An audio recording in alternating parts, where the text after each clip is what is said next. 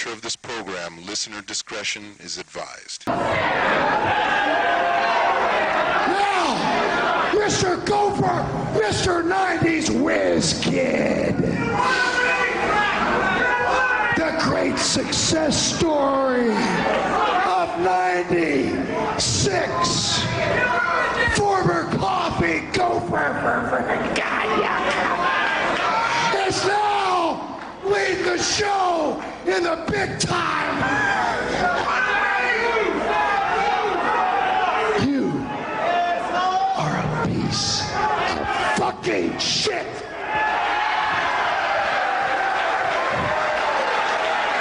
And on that note, we're going to go to a commercial break. A bombshell has been dropped. Brian Pillman is in the... No, Joey Styles. You're not running this interview. I am, because I'm Brian fucking Pillman.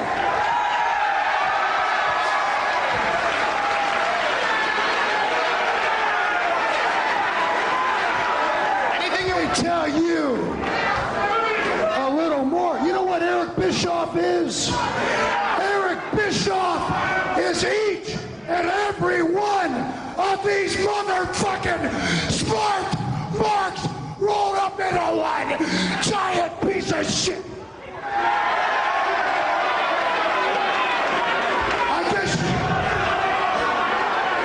I guess you guys didn't get that. Smart marks. What's a smart mark? A mark with a high IQ?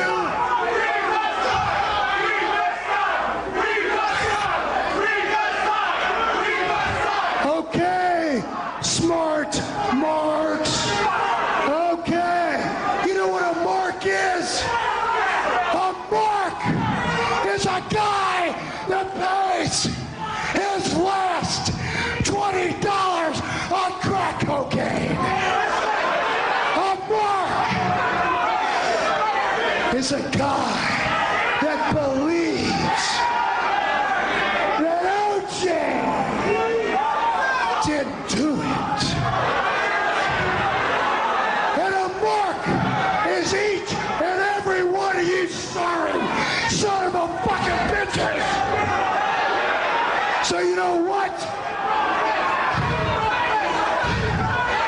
I'm gonna do right fucking here, right now. The only appropriate thing Brian Pillman should do. I'm gonna yank out my Johnson and piss in this hell. Suplex City, bitch.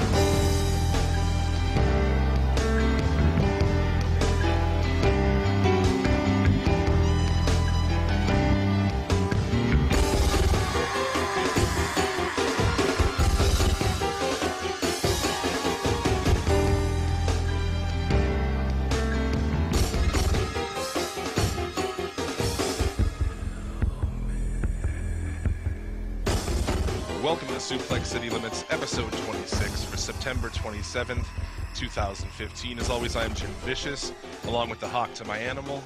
Rando Commando here on Suplex City Limits, taking it to the limit, yeah. Oh, like, yeah, he just keeps adding it on there. It's longer every week. And the fabulous Rougeaus to our road warriors. Yes. Oh, yeah. The fabulous. Thank you. Waving our Canadian flag. Thank you. My Quebec quads. My fleur-de-lis on my underwear. Thank you. I love being mixed upon the French mob. That's great. Well, I needed a Canadian brother tag team. I mean, what else? There's Edge and Christian if you wanted to make us hip and cool. Oh, Shows if you wanted to make us look like pardon my language, but sissy frogs. But yeah, no, I'll take the fabulous Rougeaus. Yeah. We could have done the Mounties. I mean, we really could have. Oh, well, it's the same thing. it's the same thing. yeah. Jacques Rougeau was in both, so. Yeah. You said a lot of stuff there, but you didn't say your names. Oh, I am Tyler Fudge. And I'm Travis Fudge. Yeah, and we host the Federation podcast. That's right. Well, We got a 4-man battle royal going on today. We do. We've got a fatal 4-way.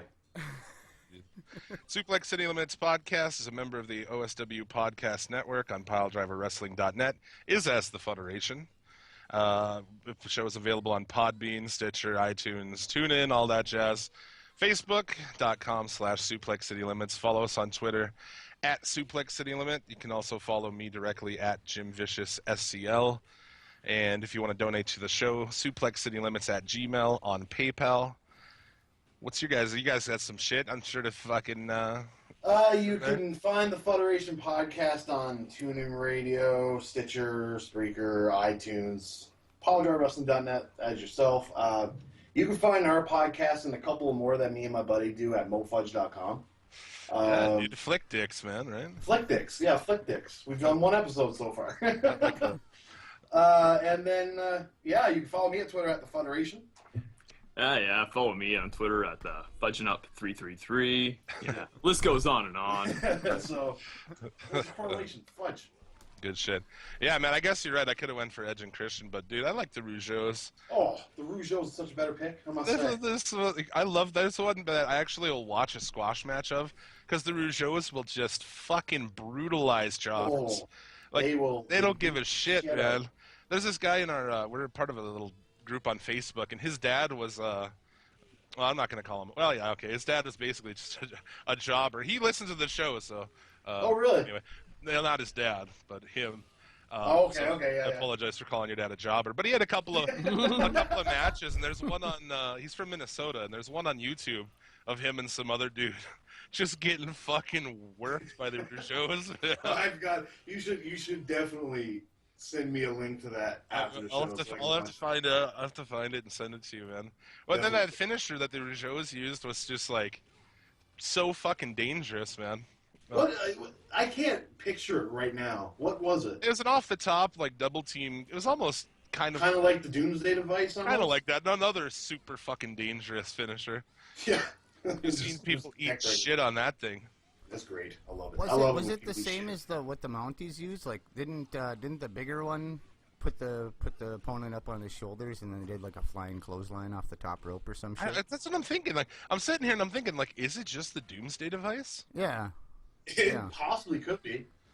Because they didn't. Okay, it wasn't the Rougeau brothers aren't the Mounties, right? You got that Pierre guy, the pirate. Yeah, guy? Pierre the pirate. Yeah. Yep. The guy with the patch. Holy shit! I completely forgot about the Pierre. The that guy. Were they? I guess Pierre Roulette or something. Oh yeah, he wore an eye patch. Yeah. Yep. That's why I called him a pirate. Well, there you go. Did he ever have a gimmick that he was a pirate? Because something tells me he did. I just thought he was like a street rat that lost his eye in a fight. I couldn't know.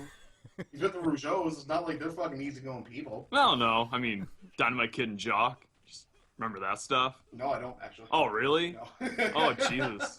They had some major beef backstage. And you guys know anything about that? Then one of them like cheap shot at each other, and then like I believe Dynamite just knocked his ass out or something like that. Yeah, I remember hearing about that. Fair enough. Bad guys. Jesus. But I liked when they did the, I liked the whole American Boys thing that they did or whatever. Yeah. And we're going through something like that too on our podcast where the Un-Americans are there. Because we're going through the SmackDown 6 in succession, like every episode of SmackDown and pay-per-view. All right. So it's just like, the Un-Americans are there too, and it's just, they got that upside down distress signal, like with the flag on upside down. It's pretty cool. I like it.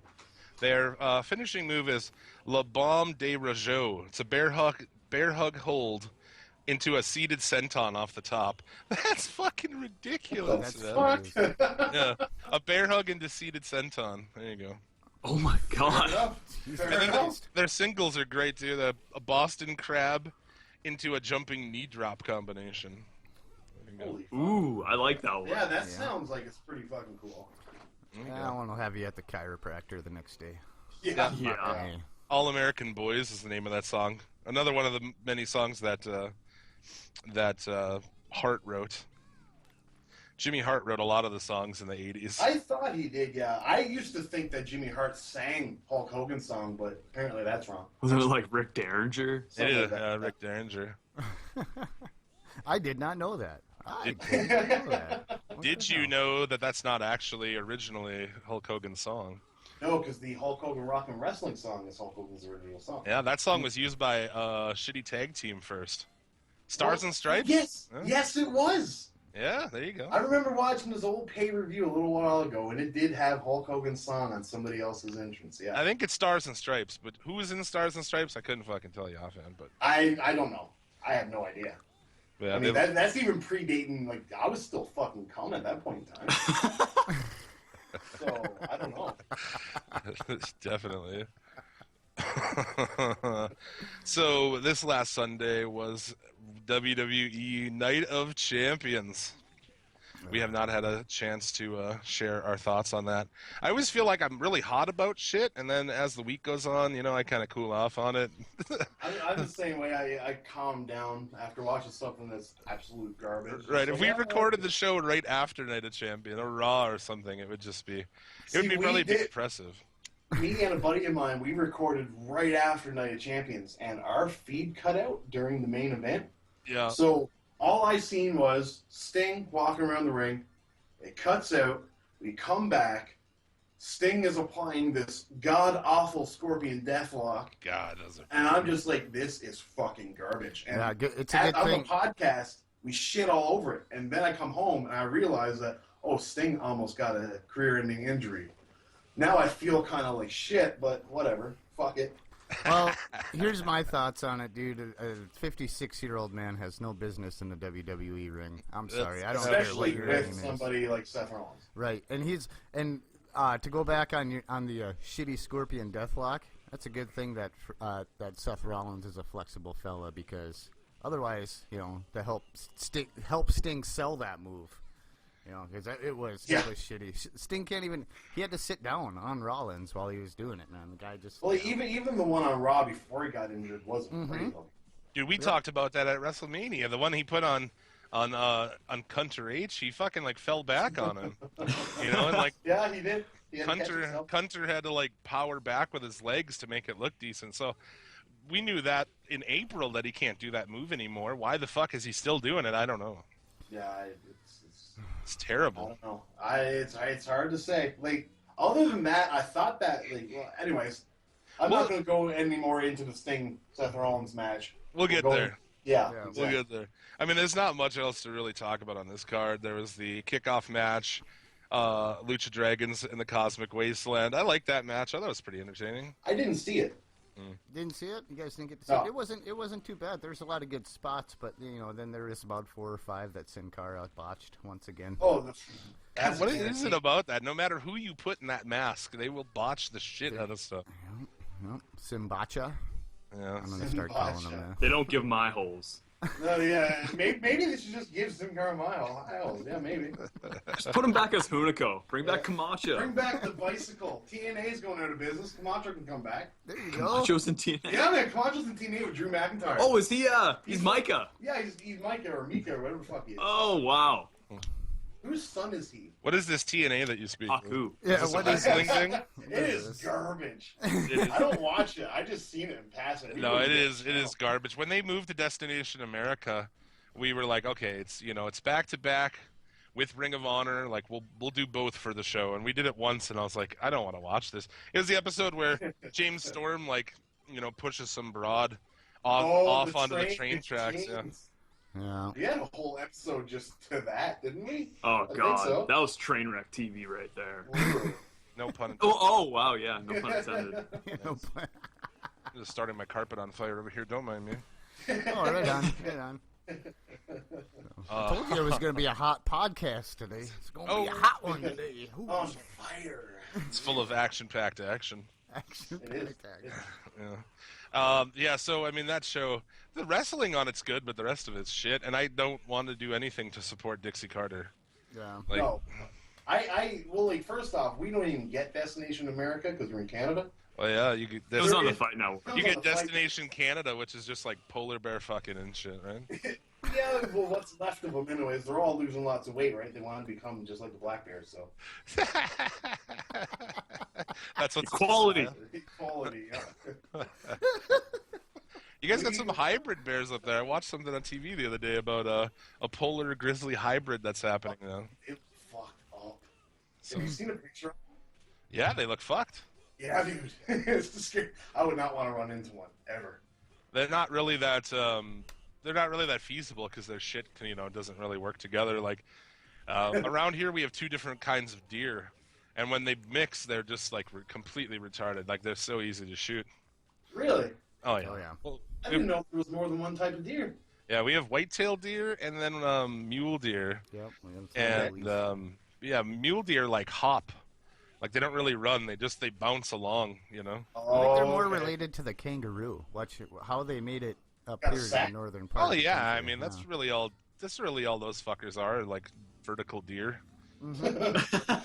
They are. Look at their face; they look like fucking deer. See, up here in Canada, we have moose, we have deer, and caribou, Oh, we have elk. and elk. Elk, yeah. So we got all them branch fuckers, right? Except for reindeer. We don't have reindeer. That's a little further north, though, huh? Reindeer? Get it? I don't know. Are they? Well, if you believe North- Well, Canada. Tyler, was the a- North Pole. That was a North Pole joke. Well, I mean, we are pretty north, so I took it literal. I was like, I looked up where you guys were, and I was like, oh, these guys are in Canada, man. We're right near Canada, and like look it up, like still, like that's a crazy fucking. I remember looking at like 18 hours or something to where you guys are. Like, holy shit. It literally took us, what is it? Because when we drove to the States in the summer or spring, it took us It was a like full 21 day hours. just to get to the U.S. No shit. Yeah. Well, because like we're so north in Canada that they pay you to live here. When Oh, you no do out your shit. taxes, you get a northern living allowance. Nice. How much is it? Fuck all. Fuck. It's like $200. $200. Yeah, they don't care about us that much. So that's about $5 US then. No, Yeah, but no, that's- it's the other way around.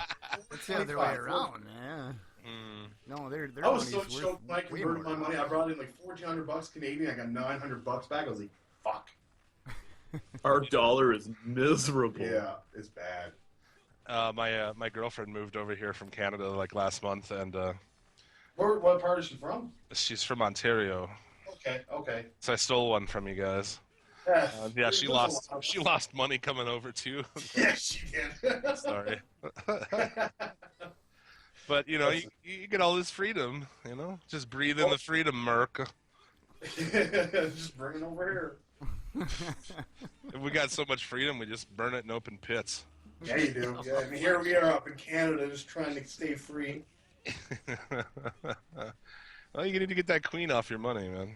Yeah, and hopefully Donald Trump doesn't build that wall against us. That'd be Dude, I was gonna say something about that. I forgot to get the percentage. It was like, He's winning! well, no, it was like 40-something% of Americans support a wall between America and Canada. In other It's like- news, 40% of Americans are fucking retarded. It's like, what is that wall going to do? I have no idea. Like, Nothing. It's Why going do to you- cost you money. why- That's it. why would you want to make it harder for us to flee into Canada when everything goes to shit here? We probably will be right behind you. So That's why I have a Canadian, and I'm hoping when shit goes down in America, I can You get your easily dual get in. citizenship. I'm like, she's Canadian, man. I'm coming in. It's a lot easier getting into Canada. That's for sure. Because like when we went into the States, we were asked if we were wrestlers because we were going to WrestleMania. Oh It yeah. was like and it was just like, no, I'm not a wrestler. I don't think I'm a very, very heavy equation man. So I don't look like a wrestler. So no, I'm not a wrestler. And on the way back, they didn't even ask us for like registration for the vehicle or nothing. Yeah. Thank fucking God, because we left it in Canada. We drove around the States for a week and a half without registration. So you went to WrestleMania, what, this year? Yeah. Oh. Well, we went to WrestleMania. We went to the Ring of Honor, Supercard of Honor. Oh, awesome. And we went to the WrestleCon. That fucking god. WrestleCon Super Show. Oh my fucking God, was that bad? That was almost as bad as WrestleMania. Headlined by Sabu and RVD versus the Hardy Boys. Yeah. Oh my God. Which It if was a train wreck. Oh, I want to I mean, if it was 10 years ago, that'd have been fucking something. Oh, that would have been the match of the century. Yeah. Tell it, what was it like? Is shitty or what? Oh yeah, it was. Well, first off, we had this light shining in our eyes the whole fucking time. Just this ceiling light. And then we go in there. I met Tommy Dreamer. He's a cunt. Well, he was super pissed off that night because they used this WWE Man in a Box theme, and he was complaining that they should have used the real theme, and it was just like, next time I'm here, you better fucking use the other one. Yeah, it was like, I went up and there was this chick in front of me. She asked me for a picture. I was like, oh man, I'm gonna ask Tommy Dreamer for a picture. He's the only one that I see around here. So, hey Tommy, can I get a picture? Sure, I guess.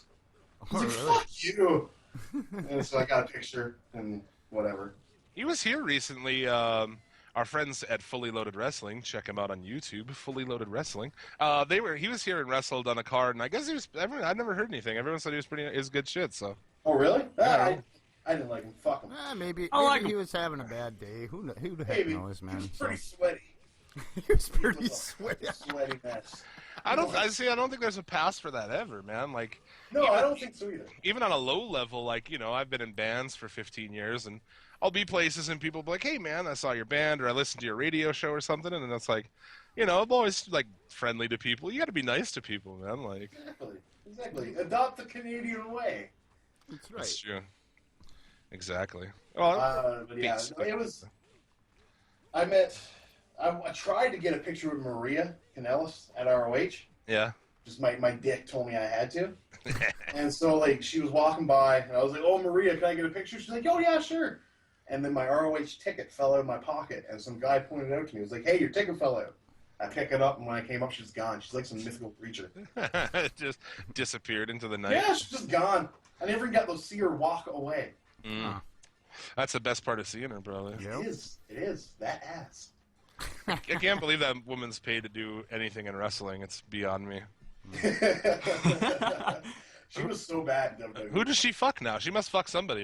Mike Bennett. Mike Bennett. Who's that? Oh wait, who's that? One half of the ROH Tag Team Champions. Yeah, Decade. Oh, okay. No, yeah. Kingdom, yeah. Shit. Yep.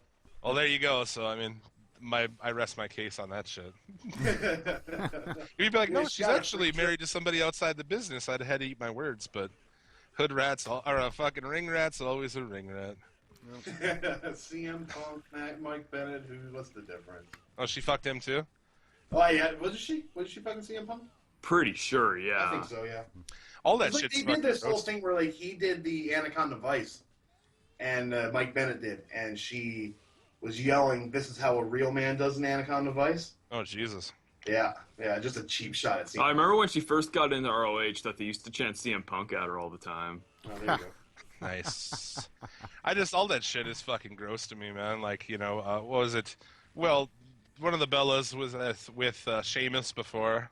Was she? Oh boy. Yeah. One of them was. Oh man. Bree, I think? Or, yeah, Bree used to be with Sheamus. I was going to say, Bree's probably the more level-headed one out of the And then Nikki was with some other guy, too, before. Dolph Ziggler. Dolph Ziggler. Right. So it's just like, I wouldn't want to see that every single day, see some dude who used to pork your old lady. That would suck so much. Yeah, so and that shit's just, that's why WWE, now you got Johnny Ace marrying the Bella's mother. Oh, and the family. We need a reality show on that whole family. Oh, that's what Total Divas is going to turn into eventually. Oh, Hopefully on episode 1 there's a house fire. Yes! And Daniel Bryan escapes somehow. And he gets cleared of all concussions. The rest of them tragically perished.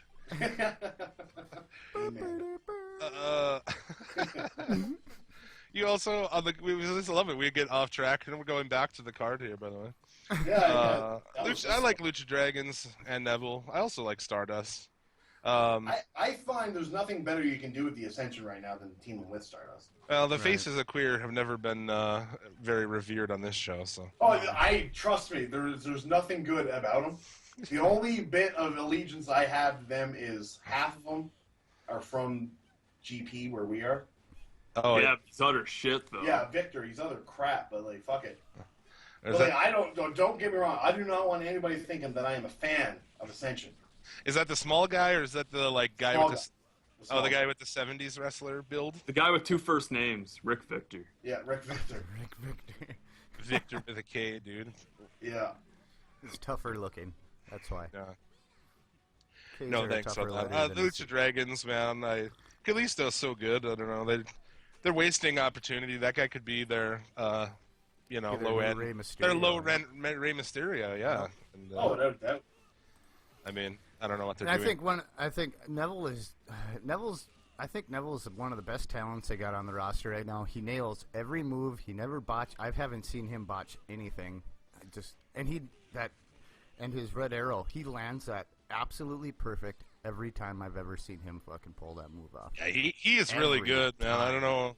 And he's stuck in mid card hell though. So. Yeah. Oh, he always will be. Look at those ears. Vince McMahon's not going to promote somebody with ears like that. Yeah, it's true.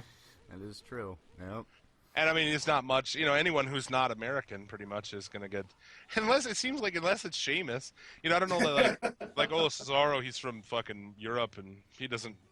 People don't get it, and it's like, what the fuck, man? You got Sheamus. We have to deal with this guy and bear it. Yeah. Like you could make Barrett into something that you could watch. That's that, right? Like, but they just won't.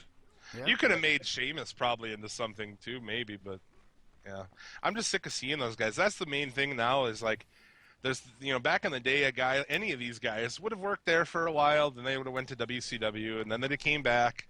Now you just get these guys who 20 years there, and it's like, dude, I have nothing left to show me, man. And No, I agree. Kane, Big Show, just fuck off already. Well, we're like, gonna see a lot more Sheamus here too. We are because I know it. he's filming the Ninja Turtles movie soon, so they're gonna push him fucking hardcore. Because like like Jared Turtles in said, a half man, shell, baby. yeah, like Jared said, man, they're gonna have a guy in the super humongous blockbuster movie, and why not fucking push him and make him the face of the fucking company for a I haven't while. watched that newest Turtles movie. It's on Netflix. It has one garbage. one star. I'm like, yeah, no, probably You know not. what, though, you guys? I didn't think... I went into it with very, very low expectations, and it exceeded those expectations. It wasn't as bad as I thought it was going to be. It was actually tolerable. I wouldn't say it was good or anything, but I thought it was tolerable. But the first one was the shit, man. Back in the day. Oh, yeah, those. well, we were 8 years old when that came out, Jim. Everything was a shit back then. man. It's still good. I watched I'm it 28 recently. years old now, and I still think those turtles are the best looking Ninja Turtles ever. Yeah, agreed, man. I watched that recently, and I was like, this movie's still awesome. I don't give a shit. Oh yeah, I agree completely. I Go love it. Ninja, go Ninja, go. Ninja Rat. Last night, me and my chick watched Bill and Ted's Excellent Adventure and Bogus Journey back to back. Nice. Me and my buddy Joel, we did that a couple of weeks ago. Just we did our thing and settled down and Finished it off with Monster Squad, which probably is my new favorite Halloween movie. is that good? Dude, it is really good. It's Is it? 80s. It's awesome, man. Monster Okay. Squad. What was that? I don't remember if I ever saw that It's or like- not. Dude, I had never either. I guess it's kind of to some people, it's like a cult classic, but yeah, it's like 5 kids and they fight off like Dracula and Frankenstein's monster and shit. It's just 80s. It's got like a little Lost Boys in it. It's got a little like, I don't know. It's just a dumb 80s movie, but it's pretty sweet. Are any of the Corys in there? No, there are no Corys. Any Corys? God, those guys. Great. At least filming was good back in the day. Right. AIM always sucked, man. Look at like License to Drive. That kid's mouth never closes in that. He's a fucking mouth breather. I'm serious. His mouth is open the entire fucking. I'm gonna have to, next time I see it, I'm gonna have to just look at his mouth. I feel like that's something you can't unsee once you You see can't it. once you see it, dude. You can't. That's a fun movie though too, actually. I don't Something know about the the last time I seen 80s movies, like they don't make movies like that anymore.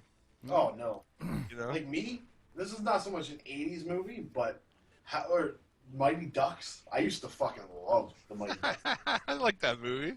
The first two, the third one's bullshit, but the first two I think are pretty good. And, first and two I are. was always a big fan of Howard the Duck. Yeah. Howard the Duck, I absolutely loved. I used to watch that kid. I used to watch that as a kid all the time. We just got HBO, and they must have played that fucking movie 2-3 times a goddamn day, and I'd watch it. That's the life, though. That's the life. Yep. Yeah. 80s shit, man. The 80s movies are great. I love it. I just watched the And here- Goonies the other night. Oh, Nice. Goonies. There have you was ever played the Goonies board game? There's No, a I have Goonies not. board game. There's They a have a Goonies board Goonies game. board game? What? It came with the special edition Blu-ray that came out a few years ago. I had a buddy of mine that got it, and we played it once. It was pretty good. Nice. Did you Better know than that there is Goonies a 2 deleted? on NES. There's a deleted scene in that with an octopus that they make reference to at the way end of the movie, but they cut it out of the final cut. Really? Like when all the kids like reunite with with their families and their parents and everything Yeah. at the end, you can hear one of them say, "Oh, and there was an octopus by the pirate ship." There was supposed to be an octopus there, like when they had the kids like walking the plank and shit like that. My cousin, I got a cousin who's a Goonies historian, and he could tell all about it. So Also a virgin, probably. no. We do wrestling podcasts, and we want to make that fun of says the somebody wrestling for historian. Yeah. Yeah, it says us, the wrestling historian. Yeah, right, exactly. So. that. Goonies is cooler than a lot of fucking wrestling is. It That's is. true. I would say Goonies is cooler than 99% of wrestling, honestly. Yeah. Like the Truffle I'd- Shuffle? Come on. I'd be safe to agree with you on that. I feel safe. I also to heard agree there with was a deleted scene, a love scene between Chunk and Sloth. I don't know. But you. No, they left that in there on the special edition. Blu-ray. Oh, yeah. Just- Did they slip a Babe Ruth in? Yeah. Oh, yes. yeah. They Just pulled a fucking Mick Jagger.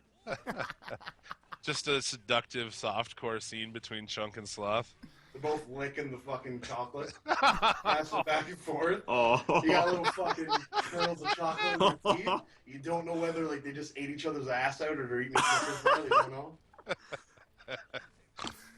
Oh man, can you imagine what Sloth would look like with bedroom eyes? I was thinking just naked. Like, he's probably have a giant dick, right? I mean, Well, I mean, if you look at his head, if there's proportion, there's fucking Yeah. massive. No wonder Chunk fucking didn't move. He looks like the lead singer of Judas Priest. Rob Halford. Yeah. Interesting, because Rob Halford actually is gay, so. Is he? Yeah. he is. Oh yeah, he is. yeah. There's the bald guy. Yeah, that's the guy in the chaps. And You shit. don't know that he's gay by looking at him. No. I know what you're thinking about. First, I just spaced out. there for a Fucking second. assholes chaps. Go watch the video for Hard Rockin' and tell me that, holy shit. It's like a bunch of, that's the thing is, like, he didn't come out until, like, I don't know, the late 90s, and people were, like, shocked by it. I'm like, dude, the video for Hot Rockin' is literally like a bunch of dudes in a gym working out. And it seriously is. Songs like Turbo Lover. Oh yeah. Hell bent for leather. Hellbent for Leather is my favorite Judas Priest song. That song's fucking jazz. I love it. Yeah, I like that one too. Yep. The riff, the boo, na na na na na na na. It's awesome. And just the idea of being hellbent for leather is like, that's fucking classic. I remember playing Gran Turismo 3 on the PlayStation 2 a lot and fucking Yeah, just, that song was on there. yeah, and then just putting that and Kickstart My Heart by Motley Crue on repeat while we were fucking doing like a 3-hour endurance race. Yeah, you can't go wrong with that. Taking turns fucking every time you have to go pit and fucking change your tires. Yep. Yeah. Many of hours. So, Night of Champions is on Sunday. Yeah. We always do that. I think it's just like, we don't really want to talk about this, so like, we subconsciously just come up with other things to talk about. Dude, It's a wrestling Owens. podcast, but not really. I think. Yeah, exactly. Owens, man, what a thing! Like, welcome to the company. Now we're gonna make you work with Ryback. He carried Ryback to like a decent match, but holy shit, he did all the heavy lifting in that one. Yes, he did. Well, I mean, And that's the thing, man. They don't understand. Like, I don't really care. Story and shit really doesn't do much because their stories are so bad. So it's like really the only draw for me is watching two guys who are really good work together, And when you take a guy like Owens, who I like to watch, and you put him with fucking shitbag Ryback, it was nothing. It was a waste of Owens for the card because the match was fucking lame. I thought it can was, live but at with it least- if it was only for 1 week. but like just to give him the IC title. The only way I want to see another match between these two is if it's like a secret on a pole match. Have that book on a pole, maybe above the ring for a ladder match. Who gives a shit about the Intercontinental title? It means shit right now. So. Hey guys, Vince Russo just showed up. Yeah, I was gonna say. Bro. No, he's not. There's no way on he's a pool match, bro. No, there's no way he's coming on this podcast. No.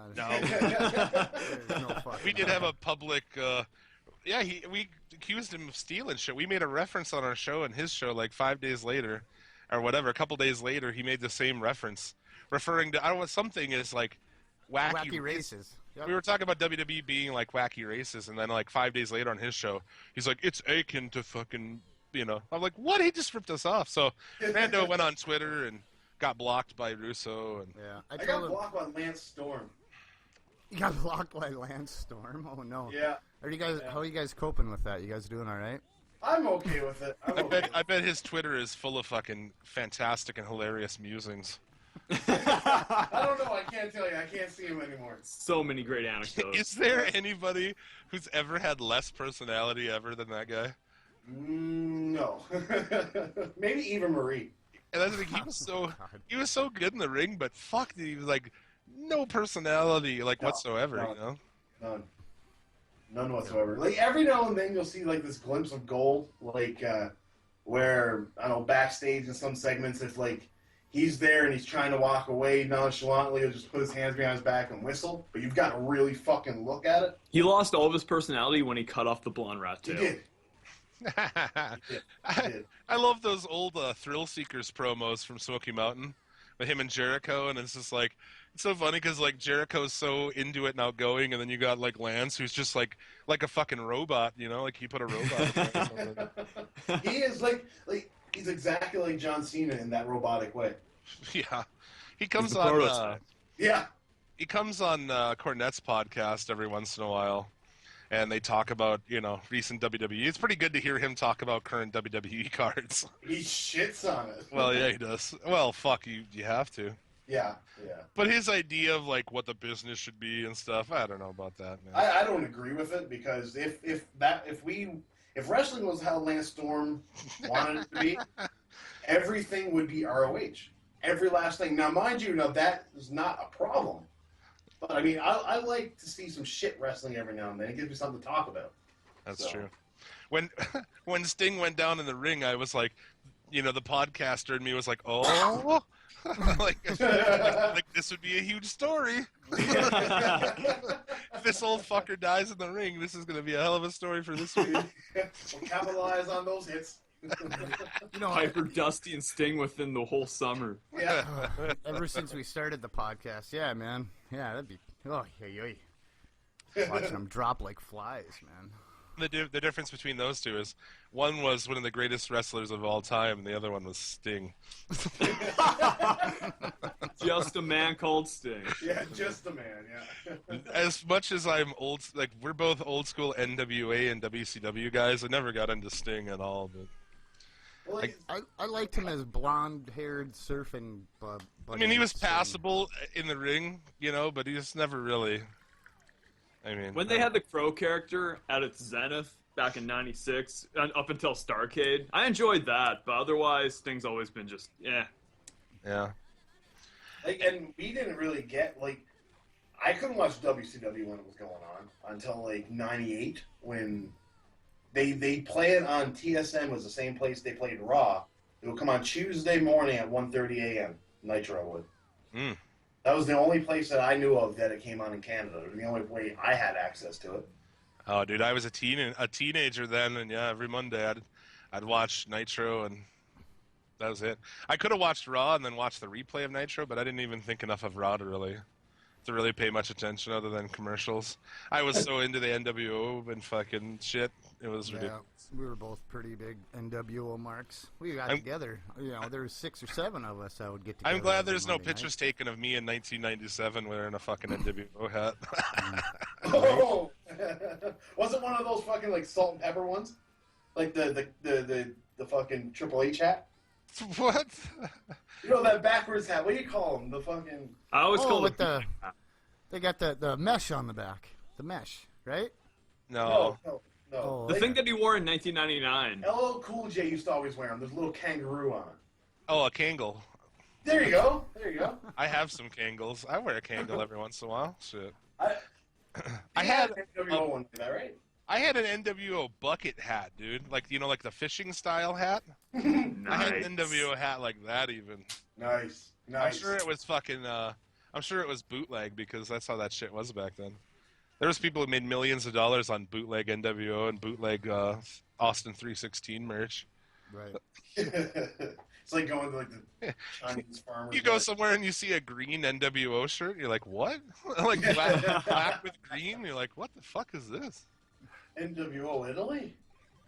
Fine. I don't know, if it was green, red, and white, it would have been the Latino World Order. Latino, Yeah, the LWO. What the fuck was it? Greatest stable of all time. Thanks, Vince, for that one. Again. Was that Vince? I think that was Vince. That was right around the time they tried to... And Latino... Oh, Russo, you're saying? Yeah, Vince Russo, yeah. Russo!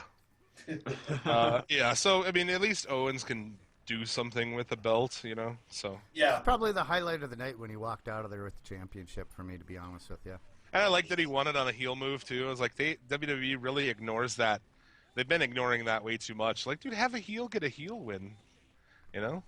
Every once in a while. Well, that's the way it should be. The heel shouldn't ever win clean unless he's like a huge motherfucker. They create the WWE Network, and they don't know anything about wrestling. It baffles me. It's like, you ever watch that shit? You ever go on there and look at this shit and watch it? Like, No, I don't think they do. Probably not. I'm sure, though. Well, I believe Vince has even went on record saying that he's never ever watched NXT, or like the only time he's watched is when he's forced to. Yeah, well. Well, Triple H usually says that he'll like get Vince to sit down once a month to actually watch something that's actually currently going on. Yeah. And otherwise, I mean, he's been at backstage at one of the takeovers. And So now let's talk about the greatest feud going, Ziggler and Rusev, huh? Could you guys give a shit less about this fucking feud? Because I couldn't care less. The only redeeming factor of this feud is Rusev. Yeah. How do you figure that? I want to hear your thoughts on this. When he said you betrayed me, that made me laugh. You betrayed me, Cold Fish, Dog Ziggler, just all those Hot Summer. Hot summer. Him, like, not to skip a day, but Rusev and the New Day together, I think is a great combination. Yeah. I love it. I absolutely fucking love it. I adore Rusev myself. I hate Ziggler, but I love Rusev. Did you guys see the thing that Lana sent out on Twitter that she's taking accent classes now? Oh, fuck. So when she comes back, she might be a full-fledged American. Oh, no. Really? Oh, yeah. Oh, yeah. Damn it. That sounds awful. That is the worst news I've heard all week. Sounds But that's the abysmal. thing with that is, you can tell these bullshit writers that they have, that's the storyline that they're like, yeah, they're having fun doing that, and it's the worst, and it's the least over thing on the fucking show, honestly. Behold my field of fucks that I grow for this particular angle, for it is barren. It is, dude. Fucking gross. I don't even want to care to talk about it. It's shitty. It's gone on far too long. Oh, absolutely. And it's going to keep on going longer, too. It doesn't help that people involved with this feud keep getting fucking hurt, so they just gotta drag it out even longer, man. That's exactly what I was going to say. Yeah, hasn't It's it been gonna Rusev last. and Lana so far that's gotten hurt? And Ziggler had to go for a movie and stuff? Ziggler had to go film a movie, yep. How bad is it that the only consistent factor in this feud is Summer Rae? Oh, boy. And, you How know, dumb is that? all those chicks are good looking, and I don't want to be like that typical WWE fans, like, that chick's ugly, but holy shit, the nose on that broad. Summer has the nose of the Wicked Witch of the West. And this last week, they showed on the pay-per-view, just a look of her, a straight shot of her, and it was just like, woo, look at that nose. A side profile shot of her is not a good sign. I mean, she's got a hot body and shit, but Jesus. Yeah. Well, wasn't she like a captain for a women's football team? Well, I don't know. Oh, She you're used to play talking- You're talking. She's probably in one of those stupid lingerie football leagues or something like that. Could have been. Yep. Yep. Yeah. I actually watched some of that the other day. It's on Saturday mornings here. Just with the cartoons? We don't have cartoons Saturday mornings on anymore here. I don't know what the fuck, but like, yeah. Actually, I don't even know if we do. Do we? I don't know. You wouldn't know. No, there was something I did see a guy I watched YouTube shit of. He did a thing. It was like this, coming up next month is the end of Saturday morning cartoons on ABC or whatever the fuck it was. Well, that's a sad fucking time. No wonder kids are beating their parents and grandmothers and stuff. Kids beat their parents now? Where is that happening? Is it a Canada thing? Canada's a strange place, guys. It's reversed. It's all it is Bizarro World over here. Yeah, it is. We got Bizarro Superman, Bizarro Batman. We have Captain Canada. We have Captain Canada. Captain Canada. Captain Marvel. Yeah, Awesome. We also spawned Captain Cannabis, who is also known as Val Venus. Yes. Have you seen that guy's Twitter? No. No. Oh man, go look it up, dude. He is that guy you hate that smokes weed. You all know that one guy. Why is he the you ever do this on weed? You ever see the back of a $20 bill? He posts pictures of his weed all the time. He'll make a status. Just did a dab. Just like shit like that. It's like, oh man, come on. Act like you're not 13 years old. Right? You ever get thrown into a shitty wrestling stable called Right to Censor on weed?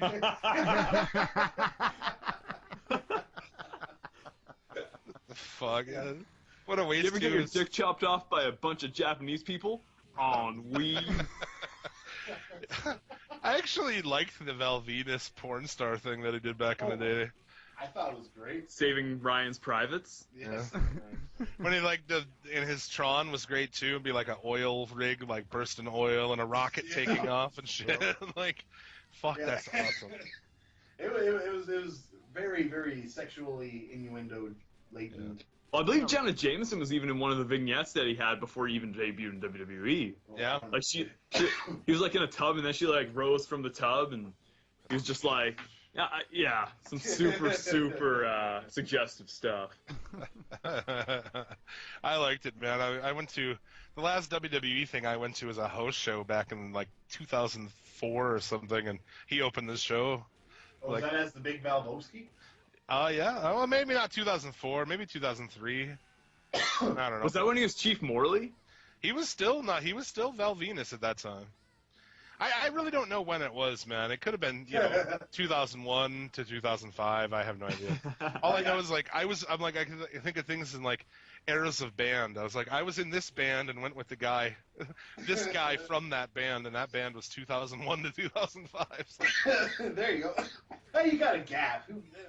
I was like, in the Hello Ladies. The Hello Ladies. That was pretty good. Val Venus. The music was pretty good too. The theme. Yeah, it was, man. Yeah. For a rip-off on the Rick Rude gimmick, Yeah. But whatever. New Day and Dudley's, I thought that was fucking awesome. Yeah, no. I'm not getting tired of the trombone yet. I'm afraid I will. I'm never going to get tired of it. I think that trombone is the best thing to happen to Raw in a very, very, very long time. I also like how every time Xavier Woods gets 3D'd, he has a major twitch. A major twitch. I really like that guy, man. I think he's... I do. Have you ever seen his YouTube channel? Yeah. Oh, yeah. Yep. Actually, Michael just sent me a video of The Miz and Sasha Banks' significant other playing a game of Madden. That was actually pretty funny watching that. That was a good time. Yeah, what does that guy do, the guy she dates? He's like... Who is he? I don't even know. Isn't he like a makeup guy or something like that? Yeah, well, I thought he costumes or something. He's a little wardrobe. He looks like he's some sort of he's got some sort of Oriental background to him. He looks like like a Polynesian. Offensive, right? No, that's not. I'm not being offensive. I'm just saying that's what his heritage. He looks like he comes from that sort of heritage. So. No, in the PC world of today, Oriental is like offensive. Wow. Yeah, it's like calling a midget a midget. Calling a midget a midget. Yeah, calling a dyke a dyke. Oh! You mean damn, right? You know what that's like, brother? It's like calling... No, Whoa, pump the brakes, just play it. brakes. Get out of here. Get out of here, Hogan. You almost got released by the WWE, sir. I got taken out of the Hall of Fame. So Well, that's your good DLC shit. is not going to be available on the next game here, man. Careful. Yeah. That's good. I didn't want to play as Hulk Hogan anyways. But since he left WWE, we get Camp WWE pushed back, which is a very, very sad fact. Yeah, I want to see that. The Camp WWE TV show, like the one that's supposed to be like South Park. It's not going to be like South Park. Yeah, it's not gonna be No, like it's that. not, but it's supposed to be. That's what they're selling it like. There's no No. way it's gonna be anything like that. It's Yeah. gonna be like fucking Doug or something. I just want a modern day rock and wrestling. That's all I want. And that was a big thing that we started reviewing it. You know, they put up Rock and Wrestling. We're like, we're gonna review an episode every week, and then they took it off. Well, Yeah, no. As soon as he got fucking that old scandal, the end scandal. the end scandal. Disregarding the fact of like, that's the thing. Everyone jumps right to that, and nobody asks like, why are you fucking your friend's wife anyway? Like with him there. And why is he letting you? Because this in the video doesn't like he walk in. And be Yeah, like, he's like, go ahead, all right, I'll be in the office. Yeah, it's like, what? What Yeah. kind of ring is this? And maybe Hulk Hogan's just that pathetic of a human being. No, but apparently Bubba let a bunch of his other friends do it too. Oh yeah, Vern Troyer and Hulk Hogan are Eskimo brothers, man. Vern Troyer? Are you serious? Yeah, I heard she fucked him too. Oh my So god. you mean she rubbed up against his leg? Yeah. Can you imagine like being Eskimo brothers with Vern Troyer? Holy shit. Why he's got a really big brother. Him and Hogan could be a reality show. He just straight up inserts himself. yeah, head first. Well, it sounds like she could fit his fucking head. Holy He is bald, so Yeah. just lube that little sumbitch up. Little bit of spit and a Gershon, you got fucking sex. What an absurd episode this is already. Talking about fucking women with midgets. What was the shit earlier? Absurd shit. Oh, I can't even remember. It's all good. Honestly. Nikki, I'm going to admit fully here, I got to go on the record and say, after that, I knew that the women's match was coming up, and I totally fell asleep and did not wake up. I woke up right as the next match was starting, so I did not see it. You missed nothing, really. I thought it was an okay It match. was okay for Nikki Bella standards, I guess. Yeah, like Right. I mean, it was great by Nikki Bella standards. They didn't try to do anything extremely athletic. They just, I'm going to work on her legs, and that's the match until Charlotte does a figure four and doesn't sell it at all. Yeah, Right, that yep. was the match. Yep. Working limbs, that's kind of a recent addition back into WWE, Yeah, it's better than what they have been doing. right? So, whatever. Besides working, the men wrestlers. So Charlotte is champ. I mean, I guess we'll see about that. I don't think she's very good, and like she really doesn't have any personality to her. I was gonna She's say the she worst lacks. one of them all, in my opinion. I cringe every time she woos. Oh, She, yeah. Yeah, her she woo lacks is terrible. She lacks her father's with charisma. If they were smart, they'd just have her go in the corner and do the chops and let the crowd do the woos. But what do I know? I guess so. at least she's not wearing the robe like David Flair did. At least she's not wearing the robe like Eva Marie does. Hey, yeah, true. Yeah, Ooh. Jesus. Oh God. That's garbage. So, I mean, anything's better than Nikki Bella. So Yeah, no, I can definitely concur on that one, sir. now that they love it, that just proves how much they're behind her. That once she passes the record for longest, they're just like, okay, done. Yep. You're done. We made Cena happy. Let's just move on. I'm gonna say it right here, man. You're watching the same thing happen on the men's side right now. I will be surprised if Seth Rollins is not gonna hold the belt long enough to be the longest reigning champion since Well, CM I Punk. hope not. I bet We're they'll just- do it, dude. They're just going to erase that power couple of AJ and Punk away from WWE altogether, huh? Oh yeah. Oh yeah. How much That's what they longer would do, we man. have to have Rollins as champion for that to happen? Oh, Punk held it for, 430 days or so? And Rollins is probably on. Not even a year. No. Not But- quite a year, yeah. But they're it was in a pretty year on deep, so they WrestleMania. may as well keep going. I'm sure is what they're gonna think. Right. Oh, fuck. I have never wanted to see a Sheamus cash in so bad in my life.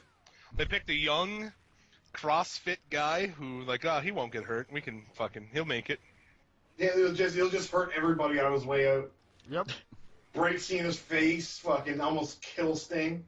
He almost had a complete face turn when he smashed Cena's face. Yeah. Yep, that was something that they couldn't control there almost there for A, a little li- bit, man. a literal face turn. Yeah, weren't they down in? They were down in San Jose when that happened, wasn't it? I think so. Yeah, think and it that was. The title city- change? No, No, not the title change, but when Rollins busted up Cena's nose, Oh yeah, I believe they were. Yeah, I think so. and that town does not like John Cena one bit. That was right after WrestleMania when the whole John Cena sucks. Yeah, and the whole crowd they're the started ones that came chanting. up with that, yeah. Yep. Well, I they're guess the ones that made it famous. But, according Yeah. to our guest Jared, that's not the case. But yeah, they did not create it. He was very adamant about that. they just made it. They brought it to the mainstream. They made it loud enough that you noticed. Yeah. Yes. And this crowd was pretty weak on the John Cena sucks, if I may say myself. This crowd was weak all in all, in my opinion. Yeah, it was. Yeah, a lot of people say that about Texas crowds. I don't know. Whatever. Like they weren't really. I mean, they did the wave during Cena and Rollins. I was like, what? Yeah. That's when you're gonna do the wave? All right. So, what do you guys think of the mystery partner being Jericho? I thought Ronnie Garvin came in through the curtain, honestly.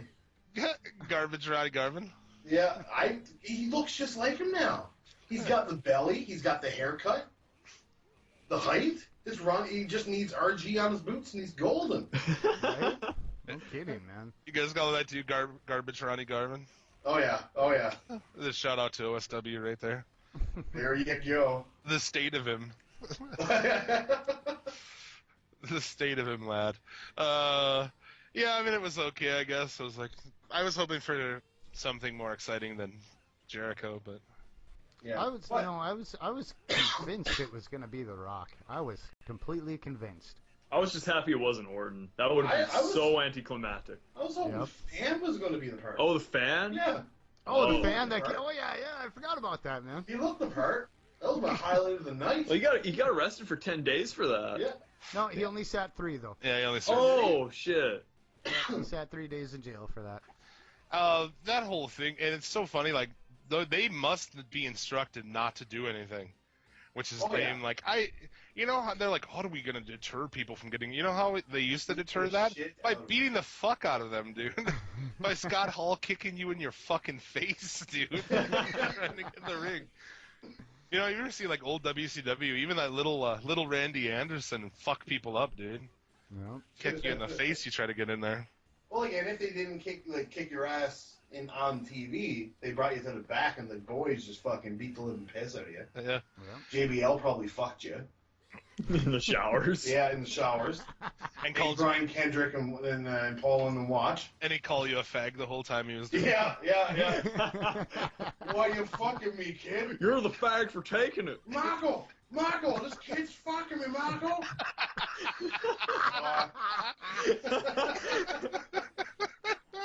Exactly, man.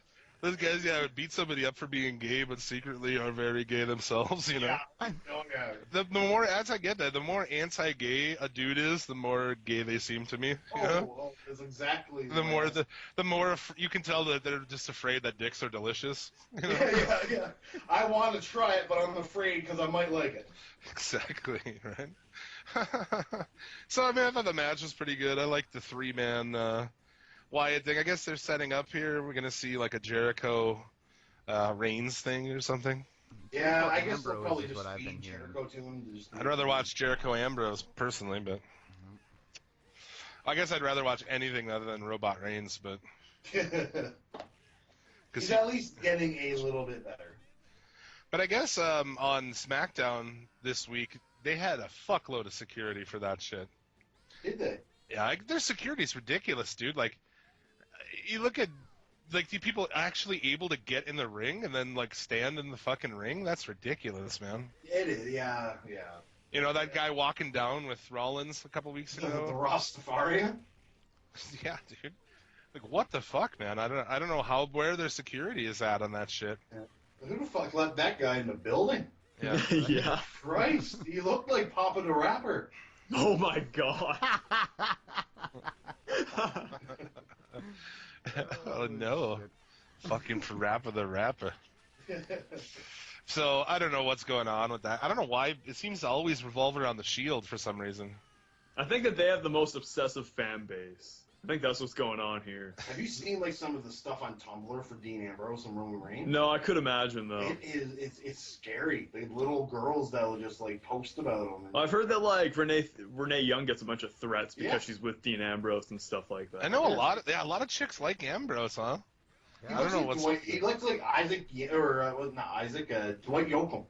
He looks like Dwight Yoakam from Sling Blade though.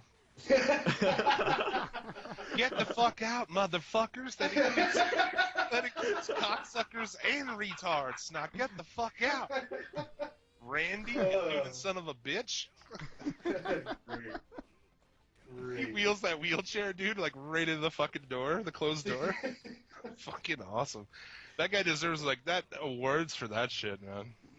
I can't eat around retards. It's the same as antique furniture. What? Yeah, him as Daryl. Or what is it? It's not Daryl, is it? Doyle Hart. Doyle. Yep. That's his name in that. Fucking awesome. French fried tears. Mm-hmm. Fuck, he does look like him. That's a good call. Oh yeah, I've said it forever. Like you guys are the first ones to really agree with me on it. No, I can see that. Twitter, I got fucking hate mail from Twitter for saying it. Oh yeah, you get a lot of hate mail too. Twitter is hate mail. That's all it is. Nothing hate good has mail. ever come from Twitter. No. That's the thing is, like, we don't really hear much shit back. I think most people get pissed. I know a lot of people have, people just get pissed at us and then they stop listening. I haven't really had anybody bitch too much. I know some people bitch that we shit on the Ultimate Warrior all the time. Yeah, well, And that we shit on the Undertaker. And Sting. I can't disagree with anything you're saying. Like I've enjoyed a lot of Undertaker matches, Yeah. but there's very few that are holy fuck, this is a great match. I think the stinkers outweigh the good ones. Yes. Yeah. If he would have retired, 8 years ago or 5 years ago, it would be a lot less. But to me, he's just tarnishing anything he does have by putting on these terrible fucking matches. See, I feel that if he didn't do the HBK matches and the Triple H matches, I would feel like his career was garbage. No, I agree. I'm saying now though, like. Yeah. Yeah. No, I can see. Yeah, for sure. Like that CM Punk match, who remembers that? Yeah, it was bullshit. I know. I watched the Bray Wyatt match in person. I don't remember it. Oh god, that was a stinker. He looked like shit in that match. Yeah. He did. Yeah, I was just like worried he's gonna drop Wyatt on his head and he's trying to tombstone. And that wasn't a great pairing. It was a good pairing as far as like gimmick goes, but not really in ring. Right. On paper, it was cool. That match built up to one spot, and that was literally The crab Bray walk. doing his crab walk and Undertaker sitting up at the same time. And that's what are you gonna do to make the match climax at that point? What are you gonna do? No. Oh well. It's not going to be anything that Taker does in the ring being the highlight. So. Yeah, this is true. No. And it's not even like the build up to his matches are good anymore. Yeah. So moving to the Rollins matches, how confused is the booking on this shit? I mean, the guy that's how you book a babyface, is that you put him in 2 matches back to back, and have him get like AA'd right before the second match starts. That's how you book a fucking face. I don't understand. They seem to be really confused about, is this guy a face? Is he a heel? He's working face in the ring. I mean, it really is confusing. I mean, they don't. But then again, you got, Triple H and Steph, who are heel one segment, the next segment they're face. I mean, I don't fucking know. Yeah, I think the whole thing is bipolar. I think Kane just caught up. But I mean, Cena Rollins was a fair match. Not as good as their last one. Cena winning always sucks. LOL. LOL. Cena wins. And I mean, that really was that really can't say much about that. Really, the thing you want to talk about on this card was Rollins and Sting. Holy shit, man. Yep. He looks Where like do we shit. start with this? I don't know what to tell you. I didn't really see much of the match. I didn't watch it back. Well, the only way that they made Sting almost like a viable competitor was that Cena had to lay Rollins completely out right on the stage right before Sting even comes out. So it's And he just didn't like, even win still. Yeah, right? Yeah. Yep. He still almost broke his neck. Well, dude, I mean, I don't understand this booking of Sting, and they bring him in and have him lose to everybody. I don't understand. Doesn't make any sense. They're still trying to, they gotta bury the guy from 14 fucking years ago. Yeah. The only one that defected and didn't want anything to do with them. So. And I see trying to elevate this match with some spots, with like that table spot. Okay, let's add a table spot. Who should we have go through the table? Rollins. The 56-year-old? What, are you fucking serious? And let's not even take the monitors off the table either. I think that's on Rollins. I think he probably just forgot to do it, or maybe once they were standing up there, he noticed, and then you gotta go through with it. Yeah. Right. Yeah. Sorry, Steve. So It's gonna hurt. where do you guys think the spot was where Sting actually got hurt? Was it when he went through the tables there, or was it He said it's power bomb in the turnbuckle? He said it was both of the power bombs in the turnbuckle. Into the turnbuckles? Okay. Yeah. That one, He did have that a last mean one. bump or gash on his back, though, after that bump through the table. I'm surprised he didn't get hurt from that. Right. Because it looked like he landed, like his head hit that last monitor on that one side. But yeah. That's what I thought too, yeah. Yeah, I mean, he went and said that bottom line, I had tingling numbness down both arms all the way down to my fingertips. And then later in the match, I fell wrong, and the tingling and numbness went down both arms and into my legs. And I couldn't feel my legs. I felt like rubber. It's probably That's when he ducked a collapsed there, clothesline. Yep. Oh yeah, when he ducked the clothesline and fell. Yeah. Yep. Yeah. That's probably what it was. He said, That's the first I'm hearing any of that. well, yeah, they asked, he was asked if you're aware of exactly where it happened. He said, definitely, both times into the turnbuckle. First time was like whiplash. It's my fault, bottom line. I know better. The second time I went up in the air, back toward the turnbuckle like that, and thought, this isn't going to happen again, but it did. The second one was worse, he said. That's where he lost his legs, so. Yeah. Yeah. No, as much as we shit on this, we don't want to go out. We don't want to watch this and see a guy get hurt. No. I mean, don't get us wrong. No. I mean, but That's part of why I say don't put these guys in matches any right. fucking way. That's what I'm saying too. It's just like there's no reason a 56-year-old man No. needs to be in that ring. And that's what this is. This is the sort of shit that happens when you put a 56-year-old man in a ring with a superior athlete such as Seth Rollins himself. That's what I said right away when it first happened. I'm like, well, I guess that's what happens. I mean, what do you expect when the guy just standing there? You can see he's fucking old, man. 56 years old. Jesus, I don't care. Oh man, once that hair comes unglued. Oh, and you see the bald spot. Oh god, you can't unsee that.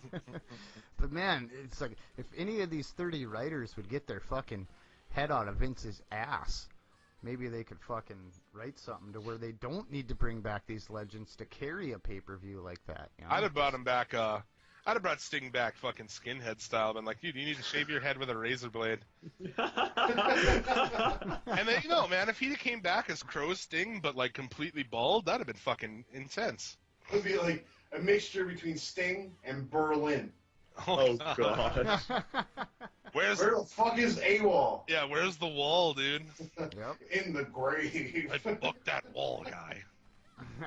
Is he in the grave? That's where most of those. Oh yeah, he's been dead for years, isn't Yeah. That's where most of those big fuckers ended up. he?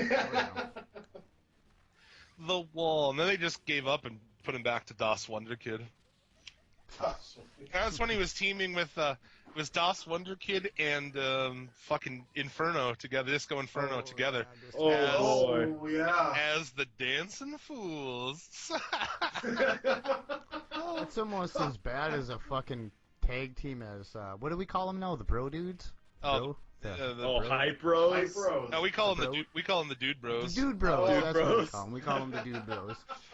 Yeah, we like to come up with other names. So like the Hype Bros are the Dude Bros. The Ascension are the Faces of Queer. Blake and Murphy are the ass fuck twins. Yeah. Blake and Murphy are the ass fuck. That's all we call them on this show too, is ass fuck twins. So if people don't listen to the earlier ones, they're like, what the fuck are they talking about? Yeah. Ass fuck twins. And then that other guy, I call Baron von Shitsky. What's his name in NXT? That Corbin. No, the bald guy who's ripping off Baron von Ratchke. Oh, Marcus Louis. Oh god. Yeah, I call him Baron von Shitsky. I like having names for people. Put the two together that he is ripping the ass. I can see that, yeah. He's totally doing a von Ratchke, man. He's doing like a like a 3/4 von Ratchke with a quarter fucking Kane twist or something. So what was better, him and the French Stallion doing a parody of the Quebecers, or him doing a parody on Baron von Raschke? I'd take the Quebecers thing, because the thing they have now, he comes down with no music and shit. Yeah, He comes down with no song, in black jeans, like making sounds like sloth. It comes back around. He does. He makes sounds like sloth. And it's just weird, man. Oh god, he sucks really bad. I'm not a fan of him either. But yeah, we'll see if this is the end. I mean, I'm sure he's got more shit on his deal, right, Sting? Sting? Oh, yeah, I think he signed. I heard he was gonna wrestle Wyatt at Mania. What? He's gonna wrestle who? Wyatt? Oh no. That would be god awful. Wyatt, Oh, yeah. like, every year at Mania, we're gonna give you some old shitbag to fucking play around. Yeah, even though you're the most interesting thing that we have on the roster, we're just gonna feed you these fucking. He's pretty much got the Undertaker spot from the early 90s. Yeah, Johnny Gonzalez. Oh god. Kong Bundy. Yeah. Diesel. Sid. Oh. Yeah, not to mention, whatever the fuck they named El Gigante as. Yeah, Gonzalez. Oh god. Yeah, dude. He had to just work the worst fucking people. Oh yeah. No skill fucking monsters. He also had to work, oh god damn it. He had to work, black dude shirtless with a moon on his stomach. Fuck, what's his name? I can't think of it. Kamala? Yeah, Kamala in a Yes, he did. Yeah. Kamala. The moon on his stomach. Star nipples.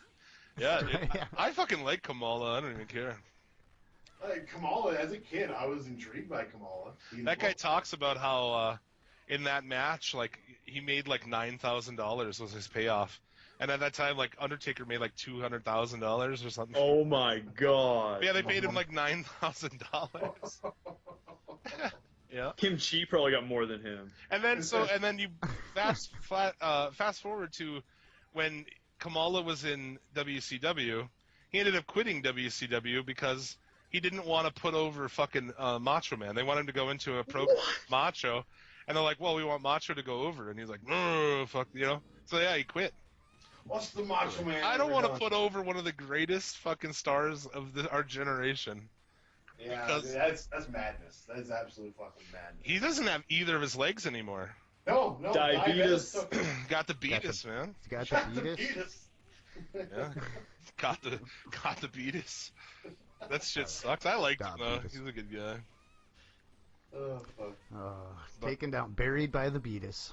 Yeah, well, the beatus will get you, man. Oh, it's the beatus that'll get you. Yeah. Pretty much, man. So, you know, I don't know. Sting's terrible. I'm sick of seeing these old guys. But there's, you know, I would get your guys' idea on why are people so fascinated with this shit? Old guys.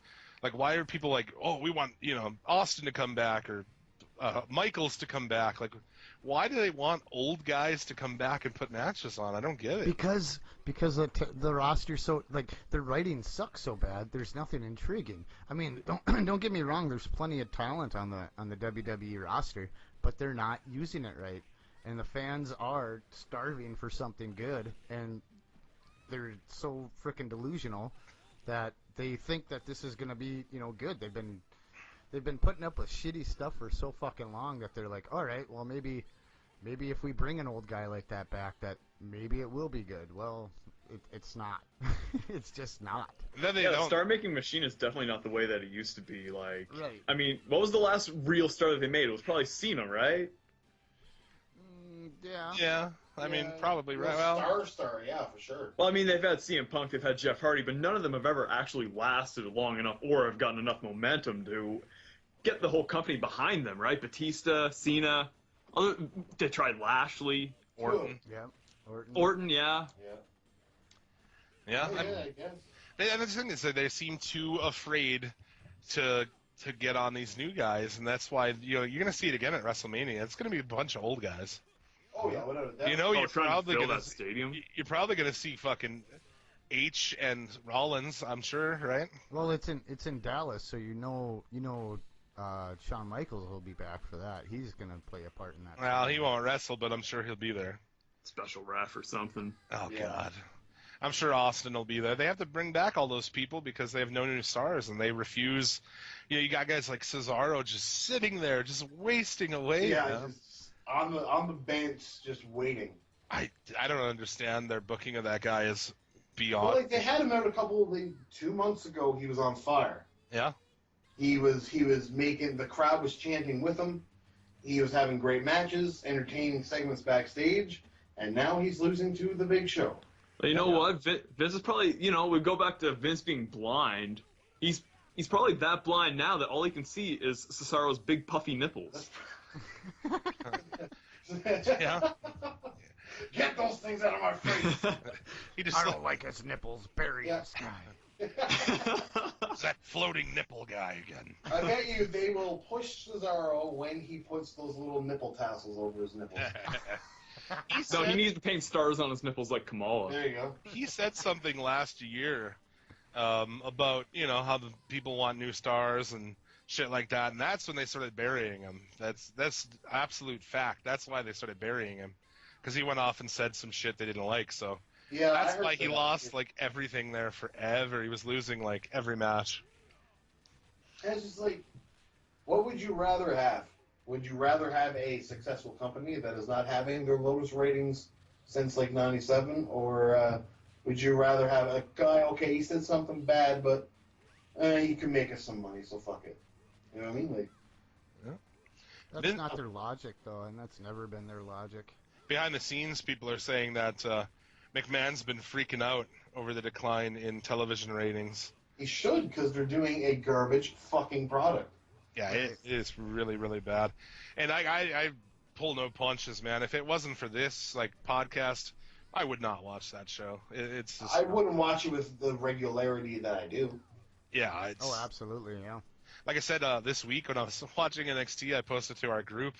I was like, what sucks is when NXT opens up with Eva Marie and Carmella, and you want to just skip it because it's an abortion, but because you host a wrestling podcast, you actually have to watch it just to see how terrible it is, so you can talk about how bad it is. What the fuck have we done to ourselves, man? What have we signed ourselves up for here? Yeah, because like, NXT isn't even what it used to be. It's Oh, shitty. heck no. Oh, Like, no. it is a far cry from the NXT of old, if you want to say, not like competition NXT, but the when everybody was still there. Yeah. Well, once I got the network a little bit back, it was kind of, when they had Owens and Zayn, Tommy came in, you had Balor. It was really pretty fucking good for that. Owens and Zayn shit is fucking magic, man. Oh yeah, and then you had all the girls were still in NXT who were doing decent matches and everything. It was every week you were getting something good, but now it's like, okay, I'm going to get a Baron Corbin match. God. I'm going to get a Bullfit match. Ugh. I'm going to get a Blake and Murphy match. Gotta have Eva Marie. Even Marie. Ass fuck twins, please. Yeah, ass fuck twins, and then maybe you'll get to see Blue Hands. Yeah. Oh, God. And like, Another the one, talent too. that they do have now it's not very fucking worth a shit. No. I'm They're excited getting when I some see better ones, I see Chad Gable and I'm like, oh God, a guy actually is good. I love Chad Gable. And I mean, you got Apollo Crews as well, and he's Yes. gonna do something. Yeah, Oh, Apollo that Crews guy. is great. That guy's got top star written all over You him. put Dude. Solomon Crowe with somebody good. He's good too. Like that match with Apollo Crews. I'm not a big fan of Solomon Crowe at all. If you put Solomon Crowe with somebody, I can get interested in him. I'm not a huge fan of him in general, but On the Indies, he was really good, and he has yet to really find traction in NXT. yeah. But he's got it in him. Yeah, that match with him and Cruz last week saved that show. Oh yeah. Or was that it's this probably week? the only redeeming. Or No, was that was last week. That I was think. 'Cause last I week, just watched NXT the other day. Yeah, So, it was, that was last week. To me, that Cruz cat, he's world champion material. Oh, dude, that guy's got top star. Like I said, he's got top star written all over. Oh yeah, him. I think he is the next black champion. Well, Oh, yeah. the first black Only champion, the you mean? first black champion. Well, the first real black champion, I guess. Yeah, first fully black champion. If it ever happens, that's bullshit in that company. We went through that. We talked a lot about that when the Hogan thing happened. It's like, Yep. what about the fact that the WWE is like super racist?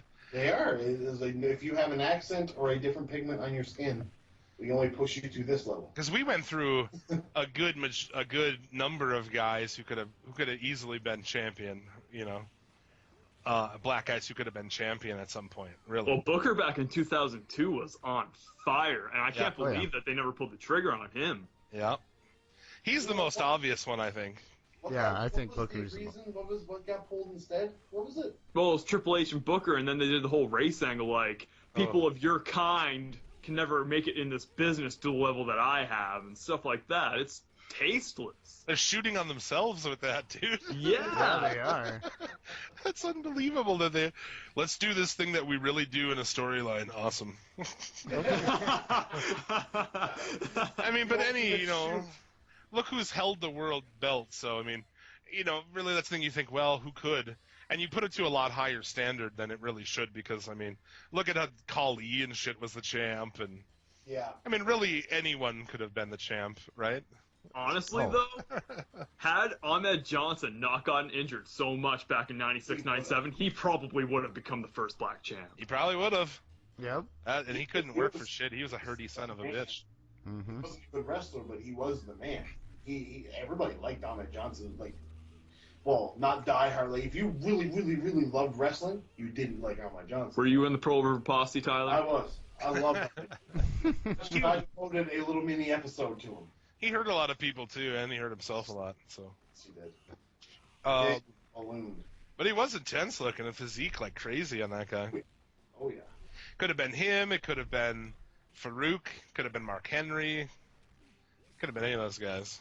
I am shocked. but Mark Henry for a little while. He had the world heavyweight title. Yeah. Yeah, During he his- had the WCW title that they brought over, but they don't consider that, world heavyweight champion or whatever. So Title at the time, pretty much. It was what the IC was back in the 80s and early Right. 90s. I yeah, suppose. yep, right. Now is confused as to what is what with those belts. Honestly, Yeah, which one means more? I don't know. Yeah, it seems like the U.S. belt is more prestigious than the Intercontinental. Yeah. When, there's people saying that I saw a lot of people saying that they need to combine those and they need less belts. I'm like, they need fucking more belts. I think I don't know. They need a cruiserweight, I think, Yes. and then That'd be the first thing I'd add is a it's a cruiserweight. cruiserweight belt. Yeah. Should get something on the level of the TV title, not specifically the TV title.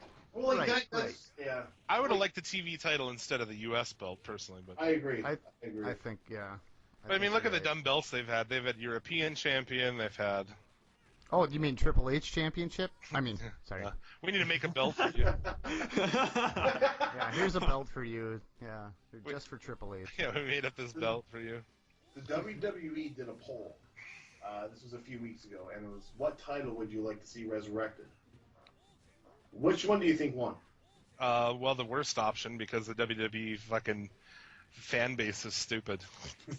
So, what do you consider the worst option? Probably the European, maybe the yeah, I was hardcore. gonna say. I mean, I wouldn't mind the The hardcore. hardcore title is what won. Yeah, that doesn't. Oh, really? Okay. Yeah. I think I'm okay with that. You're not going to see a entertaining hardcore match anymore in the WWE. No. Oh, heck no. No. So You gotta go there is over and really watch. no point in bringing it back, in my opinion. No. But in my opinion, I would like to see the cruiserweight title. But Yeah. Yeah, absolutely. I loved when the hardcore belt was 24 hours though, and like They were like, Crash Ollie. dude, pinning people who were asleep and shit. Yeah. You know? Fighting in the ball pit. Oh god. I thought that shit was. I mean, I think it creates a lot of opportunities for fun shit. You know? Well, like, if you don't put the hardcore title in the era where it died, where they had like 7 title changes a night, Yeah. that go for it. But like, that was ridiculous how they ended it.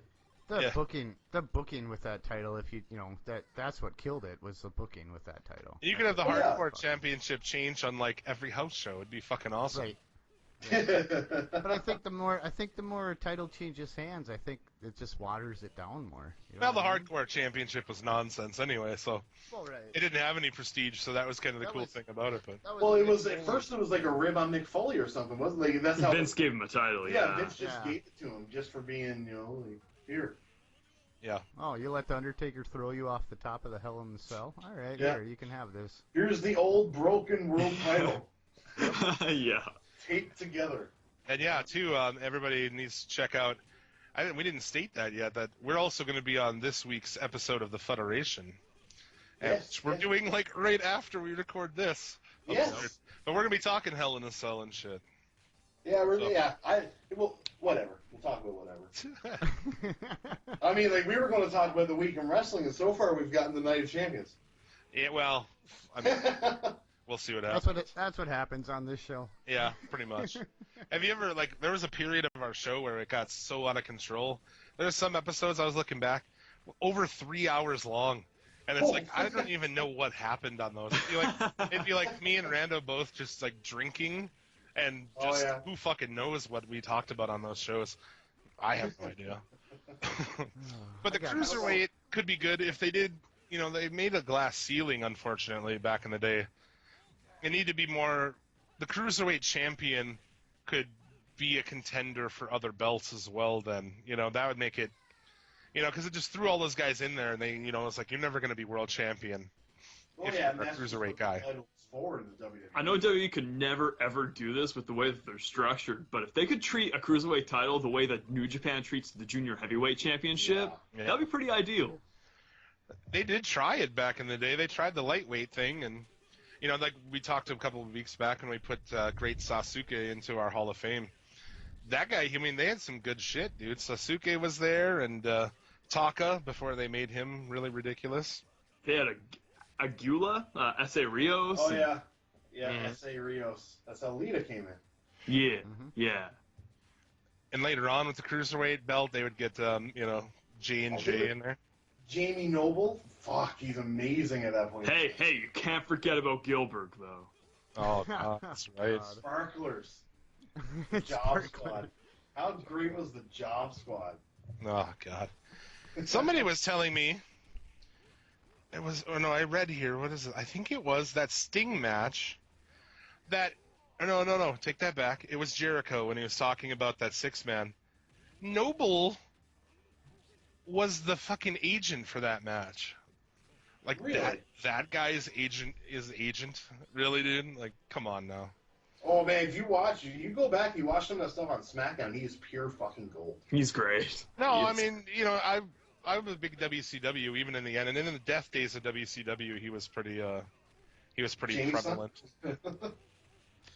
I just thought it was weird. Like, really, like he's Well, sitting there telling fucking Jericho and shit how to do a match. Billy Kidman is one of those agents. Yeah, But you know what? Noble's matches that he had in ROH when he was actually champ in 04, 05 or so, Yeah. top-notch stuff. Like, I haven't seen much of it. No, I it's haven't great. seen much of it either. No. That was when he wore the John Deere logo on his tights. Yeah, James Gibson. oh my. And the death days of WCW, he did a lot of good shit. I don't know. The death days of WCW are terrible yet also awesome. I don't know. Oh, there's some gold in it. There's definitely some good stuff. Oh, wasn't AJ Styles briefly in the Yeah, Death Air of the Paris, wasn't Air it? Paris? Yeah. Yep. Yeah, and you'd have like at that time too. They had the death days. They had a cruiserweight tag team championship. Yes, that was mainly held by Filthy Kidman Animals and stuff, right? Mysterio. Just the idea of having Juventud and Rey Mysterio as a tag team is fucking ridiculous. Like the shit that you can do with that, holy fuck. Well, like they had Elix Skipper in there too at that point in time. Oh yeah. Right? Like, I can't remember what he was a part of I think though. he was with Rocky Romero, or not Rocky Romero, but what's his fucking name? Samoan guy, built like a brick shithouse. Sonny Siaki. No, that was TNA. Oh, was that TNA? Yeah, Oh, and he wasn't with Sonny Siaki. He was with David Young and Diamonds in the Rough. Oh yeah. And Triple X with Loki and shit. Okay. Anyway. Also this week, Kurt Angle's brother arrested for murder of his wife. You hear about this? When I first heard about that, I thought it was Eric Angle, the guy that was like the doppelganger in WWE. Yeah. No, But- I didn't even know there was another fucking brother, so. I didn't either. It was news to me when I heard about it. Yeah. Just killing the shit out of your wife. David Angle. Killed his wife, Donna Angle. Oh my. Oh my. Shame. So, now that we've kind of knocked out some WWE shit, I totally forgot to even... The best news of the week... Oh, Lucha Underground. I know where you're going with I know this, exactly man. where you're going with it. Season 2, Lucha Underground. Yeah. Confirmed. I Holy can't cow. We were getting scared, man. Yeah, I I was gotta go too. change my pants right now, because every time I hear that it's been confirmed, I gotta fucking blow You get a little bit of free cum. El Patron confirmed for Season 2, so... Do Awesome. you think they're going to prominently promote Rey Mysterio in season 2? Yeah, I guess, that's the thing. Well, they teased it with the question mark on the billboard at the end of Yes. Season 1, so... I think that would be fantastic. He's at least going to show up, you know, and, I mean, he's friends with Conan, and he's friends with a lot of those guys, so... Right. Conan, who, again, this week responded to me on Twitter, what's up? Yeah. Dude I always seems... me once, too. He always responds to shit. I don't know if anybody listens to MLW radio, but they got that fat, stupid piece of shit MSL kicked off of there. No, he's back! He's back! Shut the fuck up. He was gone for 1 week. He was gone for a week. Fuck, He came he's back good. yesterday with an episode with Court Bauer, and now there's another Kevin Sullivan episode. That bamboo-eating motherfucker. Yeah. Dude, I can't stand that guy. I fucking hate the guy. Yeah, I can't stand him either. I was so glad when I opened up my podcast app and I read the synopsis for that episode. And I was just like, oh my god, this is the greatest day of my life. I'm going to listen to Conan go full fucking ape shit on MSL. Yeah, The only times I ever used to listen to that podcast was whenever Alex Greenfield came on, because I don't like MSL, and I was actually going to start listening to it again, but nah. Yeah, I said that to him too. I was like, thank you for kicking him off, you know. He won't be there ruining episodes, and he fucking responded and tagged Court Bauer and hashtag boom. Like, yeah. I said, I tweeted something that was like, it was the Dave Gin and Juice Meltzer thing. And I was just like, I wonder what he was smoking then. And he replied back, Iranian tobacco. I was like, Yeah. in the gimmick, I guess. Yeah. What's that? It's on to me. Huh? Oh, I heard some people in my hallway. Got a 5-star podcast going on in here. That's right, 5-star. Yep. Oh, damn it. Not having this shit. So, dude, season 2, I can't fucking wait. Be recording late this year and debuting early 2016, so can't wait. Oh, Just the in time gods, for the spring. the gods have blessed us. Because really, dude, I mean, I know, was one of you watches a lot of it, right? Or did both of you guys watch that? Oh, both of us. I think, what was it? Did you? I didn't watch it when it first came on, but then I went back and watched all the archives when it ended. Yeah. Yeah, and then I was ready for it, like, in advance. I heard about it, and I was following it for, like, a year. Like, this is coming, fucking awesome. So, I'm so happy I was there from, like, week 1, and I got to watch it, like, the normal, you know. I think it's the best. We don't get it in Canada either. Well, we barely get it in America. Yeah. Yeah. I signed up for Sling, and I will again. I paid $20 a month for Sling, which is like an internet TV shit you can get on Xbox and shit like that. I paid $20 a month just to watch that, so $5 a week. Nice. So, I can't wait for it, man. It should be interesting to close up some of these. They set up all the new stuff for season 2, so. Yeah, it was a very refreshing year almost of wrestling. Yeah. That Lucha Underground was. It was, especially, you know, I thought it was amazing to have, you know, the way the backstage scenes were shot and You know, you can really feel the Roberto Rodriguez feel, like the touch on it. You know what I mean? Oh yeah. Yep. Got that grindhouse vibe to it. Yeah, Man. yeah. And dude, like I said, they're taking something that any wrestling, I think, other than this, I mean, maybe aside from like a Chikara or something, is all still comes from the origin of wrestling. It's like a natural progression. Even side shoots like ECW and shit still go back to that main base, but man, this started a new branch at least with some creative ideas and like let's go a fucking different direction, you know? Yeah, it's basically another subcategory. Yep. It's my favorite shit ever. Like I think for me, my previous favorite I would have said was old school ECW probably. As far as American shit, you know. Yeah. I think bar none, they have the best atmosphere of any wrestling show. Yeah, great crowd. Yeah, they'll be back in the. Originally, the idea behind leaving the temple, they were going to move the show to Texas. Yeah, it was going to be cheaper. Well, yeah, because they would be outside of, you know, being in Hollywood, you have all these other restrictions and shit, so. But I guess they are coming back to the temple, so. Yeah, that's what I heard, too. That still works in that storyline of everybody leaving and coming back, you know. That doesn't Well, really because apparently they tore the inside out, so you can rebuild and make it look different. They tore it out? That's that's what I heard. Somebody drove by, and they were tearing it out, and now they're going back in there, so they're going to rebuild it again.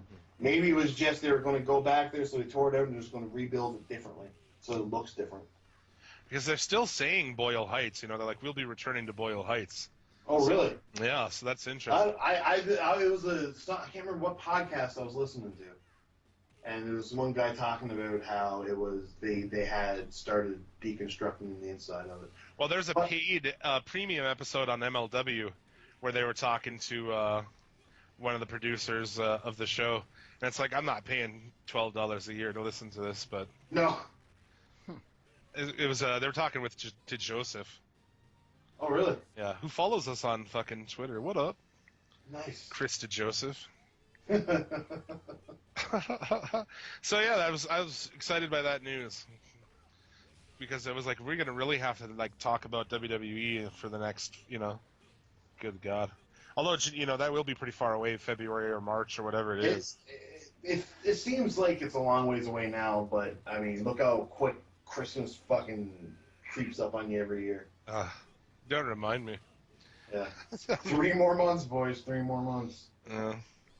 Yep. So I mean, I know a lot of people. I heard were on like crazy long contracts with them, like 7 years. 7 years. Poor Ricochet. Yeah. Well, Ricochet already had a shot with WWE and they didn't take him. He went to NXT and had a tryout and they didn't take him. The poor guy has a bunch of dates coming up with New Japan and stuff. He's supposed to be at the Tokyo Dome, and if he has to go record for Lucha, then that's kind of a shame because I would really like to see him a part of that junior heavyweight division, prominently. It would be nice. Yeah, I don't know why he's not. I don't know why they put a mask on him, to be completely honest with you. They had to, I think. I think he has a lot of natural charisma, though. I just find... Yeah, he does. Maybe it's just like where I grew up on American wrestling, but not, no homo, but he's a good-looking dude. Yeah. Right? Like, and it's usually you won't hide a good face. You usually cover up the mean ones, right? But Yeah, that's true, but they needed to decide who's going to be their top guy, their face of this company. That person needed to be in a mask. There's no way around that. That's true. So if he was going to be the top guy, he had to be in a mask. But yeah, I mean, they agree with that. They're like, it sucks to cover up, because he is a handsome guy and he does have charisma. He's the most underrated guy out there as far as I'm concerned. I don't know how that guy's not, a top star. You watch matches on YouTube of that guy like wrestling in front of like 200 people in a gym, and it's like, Jesus, this is so wrong. He was one of the redeeming factors of that WrestleCon Super Show. Him and AR Fox, they're a great tag team together. Yeah. And pretty interesting. A couple coming up here in like 3 weeks. I don't know. On the show, we're gonna have a indie wrestler Christian Rose on, and he's worked some matches with Ricochet, so we'll be talking about that. It should be pretty sweet. Yeah, it'll be you get a little inside information. But yeah, I mean, are other people on 7-year deals too, or what? I think most of the guys on that I think the most prominent people are. I don't know about like the Mexican stars like Blue Demon or Pentagon or anybody like that. Blue Demon's too old to be on any kind of deal like that. I wonder if Chavo is on a deal like that. I don't know. Like Hernandez is. That's the whole. Yeah, I heard that they parted ways with him. Yeah, they released him this week. There you go. Proper thing, really, if you ask me. I'm glad they did. So he can help resurrect TNA. Oh yeah. Never liked that guy. At their non-promoted pay-per-view that they're doing, and God knows when, because they don't talk about it. They have a team at Global Force Wrestling versus TNA. Ugh. There you go. So pretty much, Global Force is just they're just lurching off of TNA's TV right now, just because they don't have any. Is that what's going on, or what was it? Jeff Jarrett got he gave him his shares of TNA for some TV time or something. Yeah, that's exactly what happened. Yeah. Yeah, basically under the table hand job, basically. Hand jibber. Pretty much, man. As if being on that TV is worth much of shit. It's really helped their house shows. You know, they're still getting about 100 people per house show. Isn't that the worst picture in the world? Oh, dude, all of them are like that. Every show they have is like that. The Global Force Wrestling ones are no better, but they're on par with them at least. Yeah. Oh, you talking about that TNA one then, yeah? Well, yeah. Those TNA house shows, they're drawn at least. I would imagine by the looks of it was the same amount of people. Yeah. Maybe more. Speaking of TNA, they're actually going to court with Scott Steiner, which you're out of your fucking mind trying to sue Scott Steiner. That guy might just come and fucking give you a Frankensteiner at home or something. I wouldn't want to have any heat with that guy. I was so afraid in California, okay, because we stayed at the WrestleCon Hotel, and I cut Scott Steiner off in the parking lot. It scared the living shit out of me. You're like, oh, I cut someone off. Oh, fuck, it's Scott Steiner. Yes! No, Let's get out of here. Let's go. Let's go. Don't look back. Don't look back. There was security going all around the hotel all the time, so we would drive across the street and smoke a joint. Right? And driving back, I cut off Scott Steiner. And I just got fucking so afraid. So afraid. You know the show's being recorded, right? Yeah, this one here is getting played in the States. Nobody knows me there. Yeah. It's awesome. I would fear for my life, though, honestly.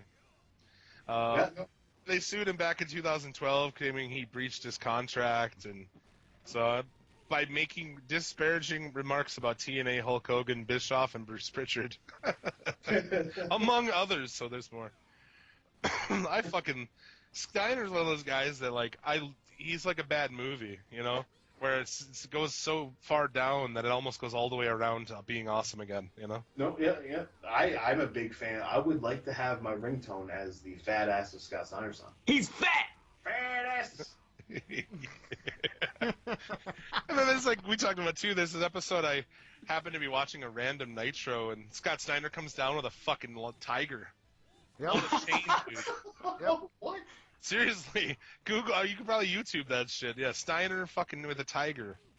Holy shit! And there's two handlers there, and they're kind of trying to hold this thing. He's slapping it on the head like it's a big dog or something.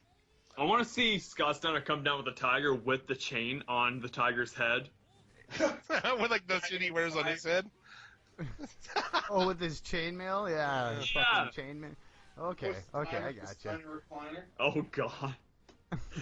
Next week he comes out with a tiger coat, alluding that he's in the tiger. Oh my god. Big Papa pumps your hook up. Holla if you hear me. Oh, dude, that's good stuff. He can help you with your math homework too. Yeah, he can. Do some Scott Steiner math. Oh, dude, that Scott Steiner math shit's so fun. Good at percentages, that's for sure. Yeah.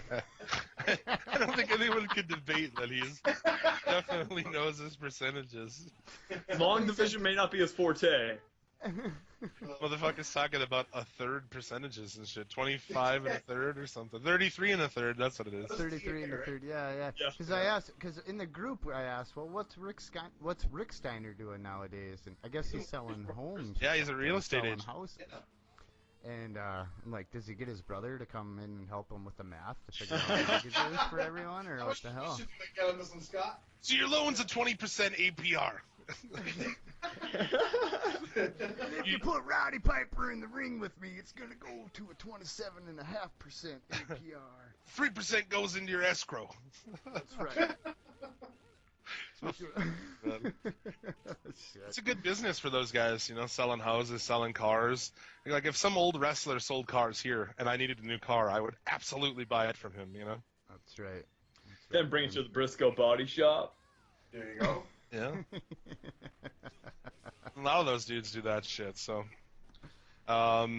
Dude, there's good news. Eva Marie's NXT Championship run next. So they've decided that they're not going to push her to the belt.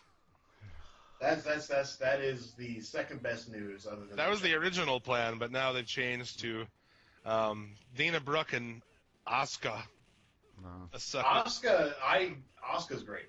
Asuka, So what are they gonna do with Eva Marie? What kind of push are they gonna give her? One right down the stairs, or what? They want like her.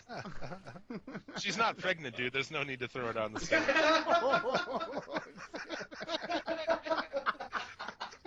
I'll wake you up in the morning, baby.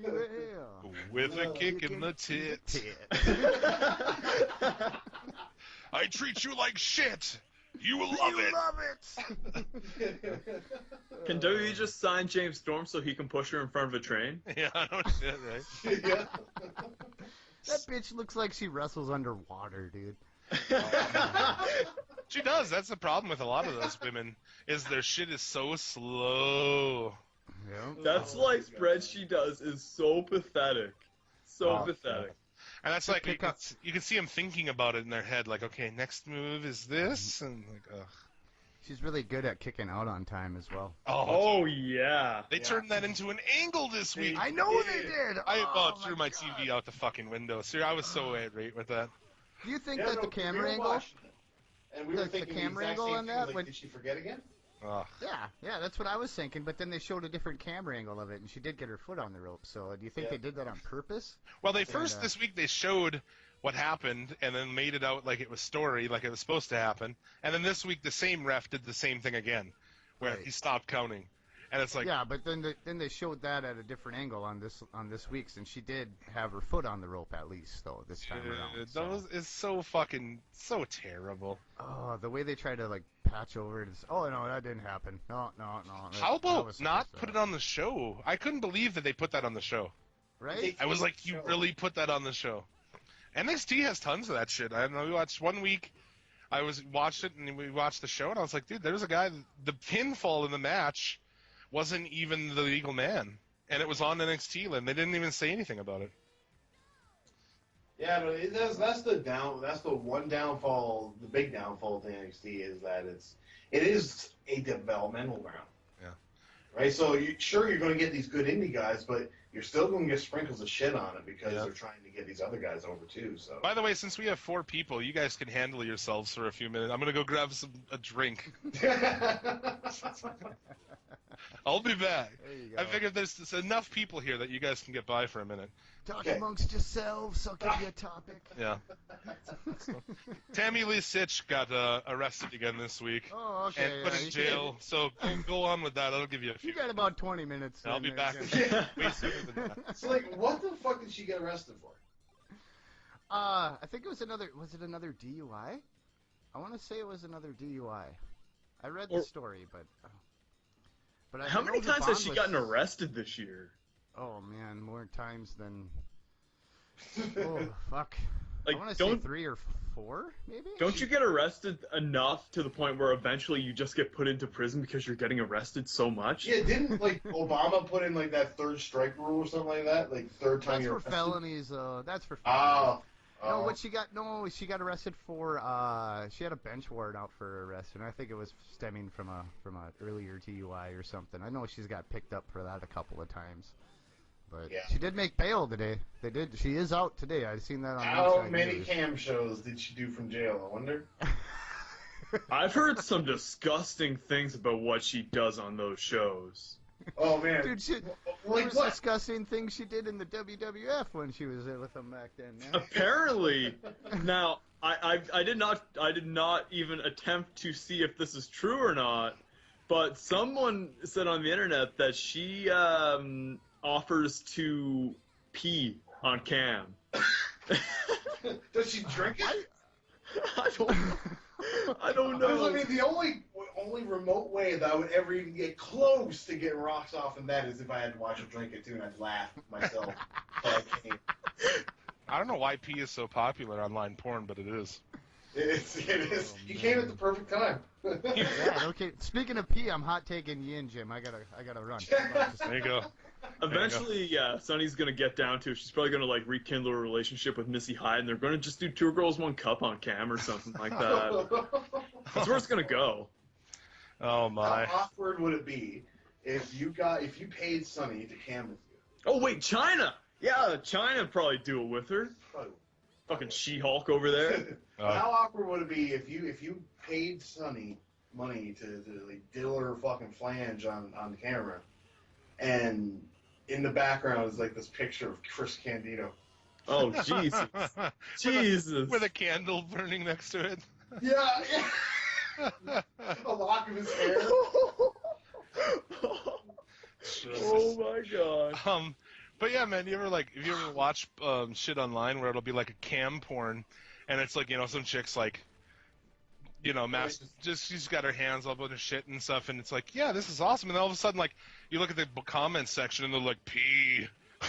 They're like, feet, please. It's like, a woman is showing her vagina, and you want her to show her feet instead. Like, I don't understand sexuality. Show me your dirty toenails. Yeah. But like, what do you want to see some chick pee for? I don't know. I don't know. I don't get it. It's the same thing as like the whole 2 girls, 1 cup thing. Yeah. Like that to me, I thought it was going to be. The internet has unleashed a whole new kind of weird. I was talking about 2 girls, 1 cup last night with my chick, and I was like, I kind of wish there was a documentary about it because I want to know who made it and like who are these chicks and like what is their story. I would pay money to see that. I kind of an want origin story. Yeah, I kind of want to do a documentary on 2 girls, 1 cup. Yeah, or at least someone call Stan Lee and he'll write the origin story. Like where was this filmed and who's responsible for it? How much they got paid? Yeah, I want to say it probably originated in somewhere like Japan. I think Germany, right? I mean, Germany. Germany's known for the poops porn. Okay. Okay, fair enough. That's why they always say like German Scheisse porn. It's like German is right before it. I mean, Well, like I would want to know, like what was on the menu the day before. Oh, you want to know what went through their digestive tract? Yeah. I would like a doctor's report on their digestive tract. yeah. And how Nothing how but Chipotle. Nothing but Chipotle. You want me to eat bean burrito or fish? Oh man, Tammy Sitch. It's $100 for those Skype shows, by the way. That's it? Yeah. This is like 10 minutes though, right? Well, I mean, how many minutes do you fucking need, dude? Yeah, like, I can get my shit done in 45 seconds. Yeah, we got 10 minutes in between the other recording. I can of the have show, a smoke and a conversation with her in that point in time. Yeah, I was gonna say you'd have 5 minutes left to have a smoke, and like, Yeah. So, So, tell me about Chris. yeah. How was Chris in bed? Have you smoked crack with Sabu lately? Smearing any shit over walls? Yeah. She is she missed 3 hearings, that's why she was arrested. And she'll be jailed, under trial. So I don't know, like I said, when you have a court date, why would you not go to your court date? That's like the stupidest decision ever. She probably had a cam show during the court date. It's probably true. Or like you said earlier, just smoke crack with Sabu again. Ah, yeah, possibly. Yeah, you gotta have your priorities straight. Yeah, I mean, crack is on top, right? Yeah. Why wouldn't it be? I mean, $100 for like 10 minutes, that's a pretty good amount of money right there. That's a living. It is a living. Yeah, That's where our world has come. Like, there are people, tons of people who, yeah, man, they, more women, I'm sure, but there's probably dudes who do it too. Like, masturbate on camera and make like tons of fucking money doing it. What a weird job that would be. Meanwhile, we have to see the dream. Meanwhile, we produce shows that thousands of people listen to every week, and we have to pay to do it. What the fuck is going on there? This shit's something's wrong there. Shit, people's priorities, man. You said it before. Priorities. You donate to the show at Suplex City Limits, gmail.com. We won't be in a cup for you. No, I always throw a shout out. We had to our listener Casey, who fucking donated like I was like blown away by how much money this guy donated to our show, and I was like, that's fucking awesome. Like, basically this whole year worth of episodes, everybody can thank him for paying for it. So That's right. Yeah. He paid our hosting for like the whole rest of the year. I was like, that's fucking awesome. Casey, hey. Check us out, Federation. The Federation podcast, their domain is up for renewal in a week. $89. Okay. No. I don't know. That's the hope on this, at least, though, that we do get some crossover. Well, I mean, like, all I ever want to get out of this podcast is just the domain paid for. If I can get that done, if I can just stay even all the time, yeah, great. Well, we'd like to get some fucking other equipment, but well, and by even I mean like good equipment with it. Like I could like whatever money I got went right back into it. Yeah, right. we got our hosting paid for this year, so that was nice. I think I paid for the first couple months of it, and I was like, I don't know about this. It's kind of like my other endeavors in life, like a musician, you know, like, all right, buy $1,000 guitar. How many rock shows did I have to play to fucking earn $1,000 Right. for this new guitar? Right, and then not to mention your time and everything going into rehearsing and all that. So, That's why, like, I had somebody ask me about podcasting, like, oh, you know, how much money do you guys make, if you don't mind me asking? Like, dude, if you're looking to make money on this shit, you're getting into the wrong thing, because That's right. you better enjoy doing this and, like, have some passion for it, otherwise you're fucked, because there's no money in podcasting. No. Nope. No. Unless you're Stone Cold Chris Jericho. Yeah, unless you want to do, like, VJR and do, you know, Burger King commercials while doing impressions of people who are dead. Fuck's sake. Yeah. Oh, like man. literally, the last Stone Cold podcast was a DDP, and this is how he segued into his Burger King commercial. He's like, so, not all of us like the clean living like DDP, so, you can go on down to Burger King, get yourself a Chipotle burger. I'm just like, oh my fucking God. I think it's funny how Ross will do it's like the extra long cheeseburger, and then he'll do the what is it? That old executive from WCW who was gay. He'll be like, oh, I love the extra. Jim Hurd? Yeah, you're like, I love an extra long cheeseburger. Like, that's funny. I'm like, that's pretty funny, actually. And he'll do like a Stu Hart impression and shit. Like, dude, those guys are dead, and you're working impressions of, like, we'll do impressions of people, but we don't work it into Burger King commercials. I love his Terry Funk one, though. Yeah. I've never really listened to the JR show. Oh, dude, it's, as far as those podcasts go, I'll take that one, because it's not affiliated with the WWE, so he doesn't care. He'll talk shit. Yeah, he doesn't kiss ass. He doesn't toe the company line like fucking Chris Jericho. Those are so fucking hard to listen to. Mm-hmm. But you notice that they, this week they've cut back on superstars kicking out of finishers. You notice that? Yeah, Cena only had one, or only did the AA once. So a lot of people are observing it. There's no confirmation of it, but I think that's what they're doing. And it's like, finally, I mean, these matches they were having were absurd with the kickouts, man. They blew a lot of matches that would have been good by having way too many kickouts in them. Well, they made it, indie, really, really super indie with, like the amount of, they'll kick out of everything. Well, it's just another thing they stole from Ring of Honor, yeah. Yeah. Yep. Yeah, they steal. I love it. Like, Lethal gets the 2 belts, and immediately after, like WWE, like, so cocky they'll do it right at the same time. And do it worse. Well, do it way fucking worse. Yeah. Right. Yeah, I mean, Lethal has the personality and the charisma to do it, Rollins not so much. Although in ring they're both really good, so. Oh yeah, without a doubt. I guess that there's talk that WWE is interested in Lethal now, but. I've heard that as well. Where were you on that, like, fucking years ago? Why didn't you do that when he did his Macho Man and Ric Flair impressions? He could be a top guy, man, I think, but He's going to be defending the Ring of Honor belt in Japan in 2016. When is that? Have they announced when that show was? I don't know, but there's going to be that's interesting that they'll be taking the ROH belts over to Japan to defend. So that should be cool. And well, I don't know, who knows about that? Why they never took Lethal? He's young still. He's a guy you could pick up, and you have a lot of time to run with. But he's the wrong color to be their world champion. I wonder what kind of caliber of New Japan competitors that they'd actually put with Lethal for the ROH heavyweight title. Like, would they put top New Japan guys with him? Or do you think that they would just... Tanahashi and stuff like that? Or would it be mid-level guys like Shibata or Goto or Makabe or someone like that? I doubt they're going to put in a big, top guy in just to lose. Yeah, that's true. Well, that's true. no, I think that their relationship between the two promotions is strong enough to where they, one or the other could have one of their, go over on one of their big guys. I don't think that's so far fetched.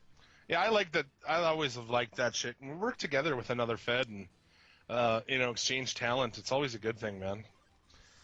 Yeah, man, it opens up so many more doors. WCW was really good with that back in the day. That's why you got so many Japanese guys in there, and you had Muda and Chono and Muda against the Cat.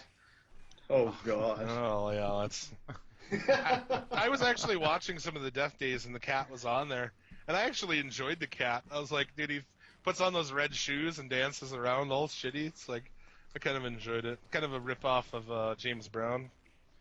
Oh yeah, complete rip-off of James. He was such a bad color commentator in WWE during his stint there. I don't even remember any of that. Oh, bad. He was like on Velocity all the time. Who was? Cat, he was a commentator. Oh, really? Yeah, it was something else, I'll tell you that. He looked like Cisco. I don't remember that either, but yeah, that could have been during my hiatus days. Yeah, I know he was. All I know wrestling. for sure is he was picked up by the WWE He made a real brief appearance at the 2004 Royal Rumble and just danced and got eliminated within like 30 seconds. Is that one? He must have went over there then when WCW went under, huh?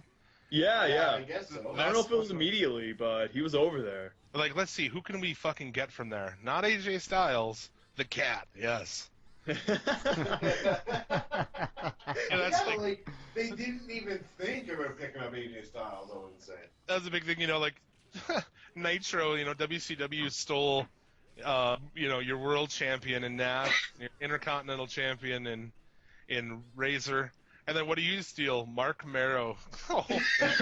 Yeah, Mark Marrow. Oh god. People have said that McMahon did like the Johnny B. Bad thing. Like, he's good, he's gonna be something. Johnny B. Good or Johnny B. Bad, Richard. excuse me. Yeah. A little Richard gimmick. Yeah, Johnny B. Bad is seriously one of the worst gimmicks ever. I can see that. I don't know if I've ever seen a second of it. I just know that he is like a little Richard gimmick. Right? It's bad. Oh yeah. It was a complete rip. And that's the thing is, like, it's really bad in old WCW, but it's really fucking scary when it's post 2000, and he's doing it in what is that company that formed at the death of WCW? XWF? XWF. Yes, in like 2002. He returned there in the Johnny B. Bad gimmick, dude. Oh. But if that you was the Hogan-fronted promotion, right? Well, I think the money behind it was Knobs and Valentine or something. Oh boy. But yeah, they recorded 4 episodes, and they're all on YouTube. They're worth checking out. And yeah, it's weird because that was the point where the King had quit WWE because his girlfriend got fired. Yeah. So it's actually Shivani and King together, which is interesting. Like, really? Yeah, it's weird as fuck, man. So why couldn't we get the other good combination of Tenay and JR? Yeah, I don't know. That's the shame of all this. No, though the Paul Heyman JR combo was not a bad thing. No, but I would still like to have seen Tenay and JR in some capacity together. Yeah. The two fucking, like, really smart, logical people actually logically talking about wrestling. Well, TNA will be out. It's a foregone conclusion. TNA will be out of business at some point within the next year. Oh yeah, well. Oh, right? absolutely. And that shows how dumb they are. Tanae is free then. Nah, no, his betting podcast is doing really well, from what I hear. It is. He's actually a fucking pro gambler, man. I mean, he could be a pro gambler if he wanted to be. He knows a lot. That's how he got his start. Between a gambler and a pro gambler, is it because they win? Well, they survive on doing it as their job. Yeah. Make a living off of it. Yeah. He got into the wrestling business due to that. He works currently in a casino, and he worked in a casino then too. So, Really? he got into the business. I think by wrestlers coming into that area. He grew up a fan because he grew up in California, so he watched a lot of that lucha libre shit. But his first time calling wrestling was that AAA show that WCW did with him. So WCW did the TV production, and it was AAA and some other federation together. And it was that When Worlds Collide pay-per-view. Oh, okay. Which the WWE owns but won't fucking put on the network. But it's on YouTube, and it's actually really worth checking out. Oh, fantastic show. Yeah, it is. I've seen that show. Oh, you have, yeah. Definitely. Oh, yeah. That was Tanae's debut. Really? That was first time. I used to be a huge Vampiro mark. Yeah. So, like, I had to watch that show. Vampiro was on that show? Isn't he? I don't think so. I thought he was. I don't know. Louis Spicolli's on there as Madonna's boyfriend. Though. Oh, God. His Mexico gimmick. And he come down with a jacket with Madonna on the back. Oh, my God. We have that fantastic Art Bar Eddie Guerrero hair match in the tag team match, right? On that show. That was really good. I can't remember who they fought, though. Yeah. Art Barr was a guy, he was friends with all those guys, huh? He never really got a run. He was the guy who was the juicer in WCW, right? It was like a bad Beetlejuice ripoff, right? Oh, God. Oh man. Go look up the juicer sometime. How did that make it? How did that not make it on our worst gimmicks episode? I don't know. We probably just forgot about it. Yeah, may have overlooked it. You block it out like PTSD. Yeah, that's just what I was going to say. While we were talking New Japan, Ring of Honor this week, Okada was on the show. That was awesome. Yeah, it was. I didn't see the Ring of Honor TV this week. I just finished watching the All-Star Extravaganza. Oh, how was that? It was great. I didn't watch it, so. It was great. Yeah, the Silas Young Dalton Castle matches. Dude. Oh, I love those. That's probably the best. That's probably the best feud going on right now in professional. I think so. Did you see what they did with the boys now? No. Oh man, they're in like wife beaters and stuff. Really? Yeah. Awesome.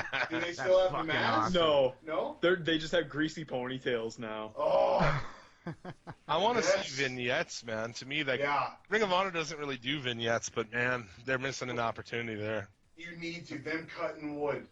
Like an oil pan falling on them with oil all over the place, right? Like, it would be great. Just some slapstick stuff. Yeah. Shingling a roof or some shit. Yeah, they fall off. It's just Tim the Toolman Taylor stuff. Yeah. Working on a fucking dishwasher or garbage disposal and shit or some shit, man. Yeah. Loses. Maybe they could fix the lighting in ROH arenas. Yeah, this week actually, from the show from Philadelphia wasn't that bad, but some of those shows, really have shitty ass lighting. Yeah. That's how economical they run that company. They won't even buy new lights. Oh yeah, they are cheap. That's probably Sinclair though. Well, it is Sinclair, yeah. Well, that's what we're saying. They have the fucking duct tape and shit on their fucking mat, dude. Yep. Yeah. Everything all fucking Like, taped and the together and ropes. shit. The ropes have kinks in them, and it's just like They're really real loose. push. Have you guys noticed that the ropes are a lot more loose than like in WWE on that? Yeah. Oh, yeah, a well, lot like- more slack to them. during the pay-per-view. Every time somebody ran the ropes, you could hear the chains like ting ting ting. Right? It was- Oh yeah. I mean, that's a 16 by 16 ring they use. Is that? Yeah. Yeah. That's pretty much the standard of the indie Yep. these days. So, it was a good show. Michael Elgin was on there, and I know he's really over in Japan now, huh? Yeah. Oh, they like them over there. Yeah. After he really shined during the G1. You Yeah. did. Yeah, it's they've always been fans of that, the giant, strong American. So That's why they like the Steiner brothers and shit like that too. So Stan Hansen. yeah, Coleman and ACH, awesome. ACH is fucking so good.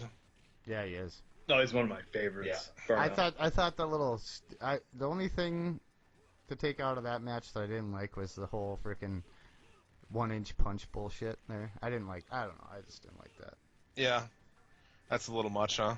Yeah, it was a little much. I think he kind of oversold it a little bit, but Yeah, and then they had a 6-man tag that actually worked for a change. yeah, no shit. Take right? note, WWE. That's how you do a 6-man tag main event. do But whatever. So that was way better than NXT this week. Anybody have anything to say about that? Nope. Have you guys, what do you guys think of what Daniels wears now? The whole Nazi general outfit. You guys seen that yet? Yeah, it's kind of that. It's kind of a Confederate soldier too, isn't it? Yeah, It could be. It's a cross between the two. I would say. I know what stood out in my mind was Nazi when I seen it. I know that. Maybe it's just a bald head. I don't know. That's what I was just gonna say. That maybe it was just because the guy, comes out completely bald. Yeah, he looks like a skinhead, so. Yeah, he looks like something off of one of the characters in American History X. Yeah, Certainly does. That's where the curb stomp went. Yep, that's where it went. Yep. I don't know which of our past guests actually had turned me on to some like TNA shit with him.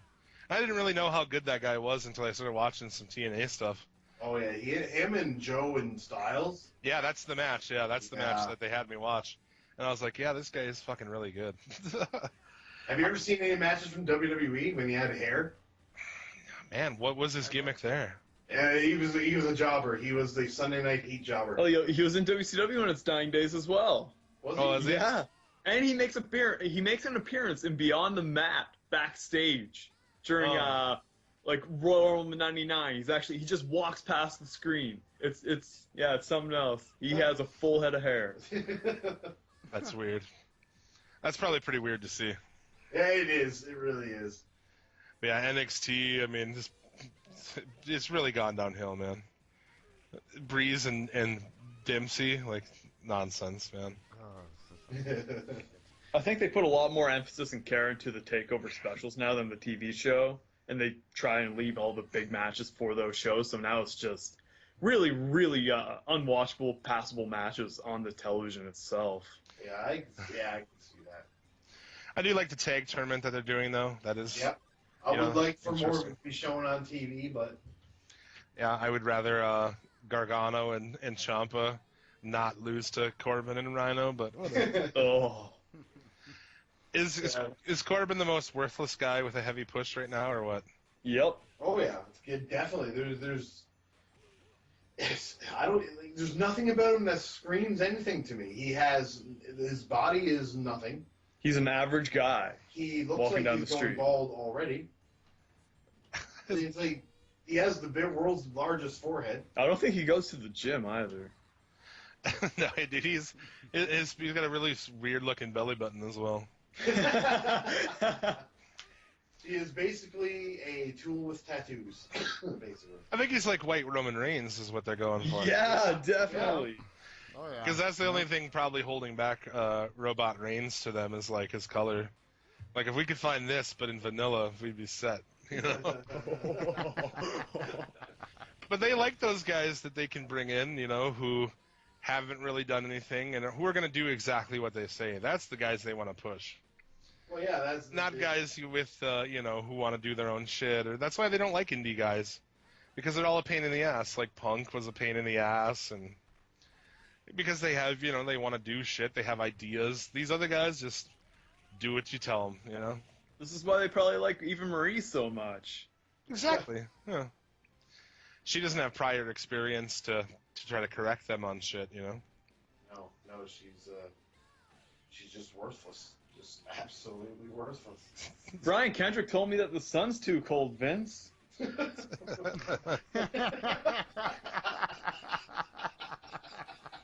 And he has to be attached to her too, and like. Oh yeah. It's like, oh god. They always like, oh, she's been training with, and it's like, ugh. Please don't attach my name to all these. It was cool. He did a match a couple months ago on NXT. I was like, oh, that's pretty cool. Match. Was it with Finn Balor or something like that, or who was it with? I don't know who it was, but it was the only time because I asked somebody the other day. It was like, is Brian Kendrick ever do anything else with that one match? Nope. It's like, oh fuck, okay. Like apparently he's training like Mata and Eva Marie and Dana Brooke and everybody. There's another terrible one. Dana Brooke sucks. She's at least she's better than Eva Marie. Well, that's not really saying anything. No. I think that she has potential at least, though. That's like saying, getting shot in the stomach's better than getting shot in the dick. I mean, you're still shot and probably get Yeah, no.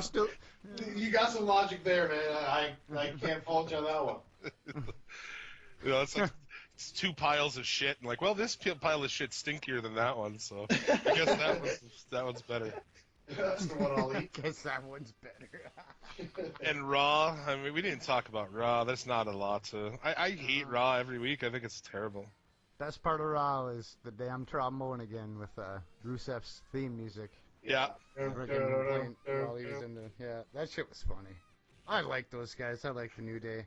Oh, It's probably the only reason I watch. It's the only redeeming factor for the 3 hours I waste on Raw. It's true. Hey, and they put them right at the beginning too, all the time.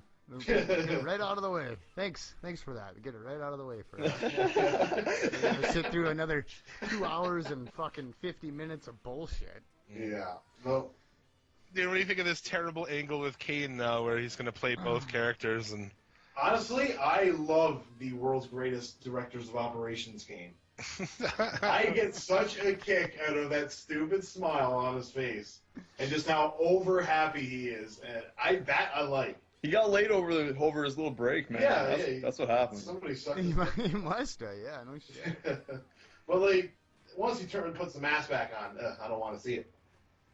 All I want Kane for is just those 10 minutes of backstage segments every 3 hours. I'm fine with that. yeah, I guess we didn't even talk about the end of Night of Champions with Sheamus coming out and then Kane coming out, or the reverse or whatever the fuck it was. Yeah, it really wasn't worth talking about. No, not really. It was terrible. I can't believe that they're continuing to do the whole thing where under the ring is like some sort of hell. Yeah. In the wrestling world, like, what are you gonna do under there? You're just gonna leave? Like, Rollins showed up on Raw or showed up on SmackDown. Never even mentioned it. does he have burns? No. Regular Rollins. Does he smell like brimstone? No. He had a match with Dean Ambrose, and yeah, that was it. How do you, the first time it happened, it was like, wow, that's something. Who was It wasn't even Kane who did it first. Taker. No, it's Taker who did it first. Well, yeah, probably Taker. Was it Taker to Diesel? Yeah, back at The cage match? the February in your house before WrestleMania 12. Am I incorrect, or is that how they debuted the Big Slow in WWE as well? No, he came in and he ripped a cage door off, didn't he? No, he came through the ring though, didn't he? Did he? I'm pretty Yeah. sure he came through the ring. Oh wow. Because there's no way to get into the cage, being Big Show's fucking size, right? With the fucking bar cage. I guess. Oh yeah, no. Oh yeah. No, I see it now. Yeah. Terrible. And it was just a lot of the same shit, man. This 50-50 booking is fucking terrible. So, on the card, now you have the Lucha Dragons win when they lost the night before. Everything was like that. Rusev and... did Rusev and Dolph wrestle again on this? No? 6-man tag. Yeah. Oh, okay. Oh, it was. It was that great New Day 6-man tag. Yeah. That's what it was. Yeah, and then it was Dragon. No, was it the Dragons? No, it was Dudley's and Ziggler on the other side. That's what it was. Yeah. Ryback and Bo Dallas, Bo Dallas, the guy, again with that shit where, well, we brought him in and we had him lose every match in 30 seconds. I don't know how he's not over. God damn. Like Packaging him. Aren't they? I get a kick whenever he does his spiel, Yeah. but I don't care anything else about it. Like, I don't want to see him wrestle. Once he says all you gotta do is leave, you can leave. I don't care. Yeah. But I don't think they'll ever do anything with him unless they paired him up with Wyatt somehow. All you got to do is go leave.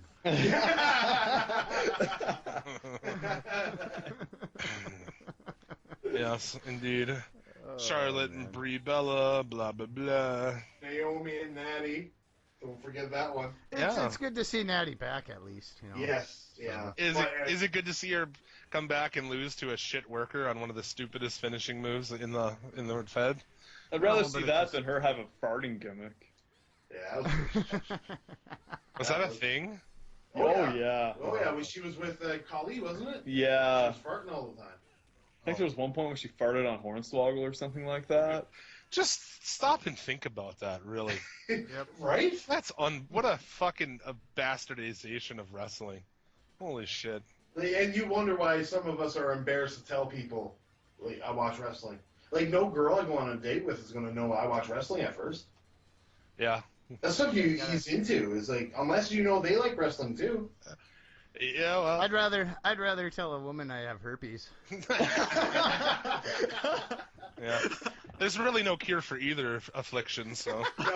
No, because no matter how shitty it gets, I still watch. Either she lives with herpes or lives with watching wrestling with you. So. Yeah. She calls you something and you're watching Raw and you're like, oh, I can't go out. I'm watching. Nope, it's backspace. I have a herpes breakout. I'm not watching wrestling. I have a herpes breakout. Yeah. Exactly. Like I said, my girlfriend lives with me. She knows I'm a wrestling fan, obviously. So I'm already in the clear. But yeah, for single guys out dating, yeah, definitely don't tell them you host a fucking wrestling podcast. Oh no, yeah. You've got to ease in. Make sure she loves you a little bit before you do that. Right. She's already sucked your dick. Yeah. Then if everything goes to shit, at least you have that, right? Yeah, at least you busted a nut.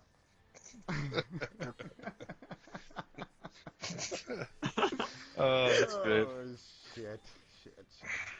That's Good when stuff. you try for the butt after you bust a nut. Because then, if it doesn't go and it's over, then at least you already had it. Right? Yeah, you already got what you came for. So. Mm-hmm. Right. If it goes good, if not, Speaking of things that we'd rather admit than watching wrestling, Oh, dude. gentlemen, it's a little thing we started here a few weeks back. No, way back, months back. I know where this is going. So, do you guys have any particular stories for us that might pertain? Well, mine, I always, still to this day, I have a problem with throwing up and shitting at the same time. Oh man, this is top. This is gonna take top. I can't, and I repeat, I cannot throw up without shitting my pants. To the point that when I am home and I gotta puke, I take a bucket and I sit on the toilet and throw up in the bucket. That makes me think that it's happened enough times that you've worked out a system. Yeah, no, you're completely right.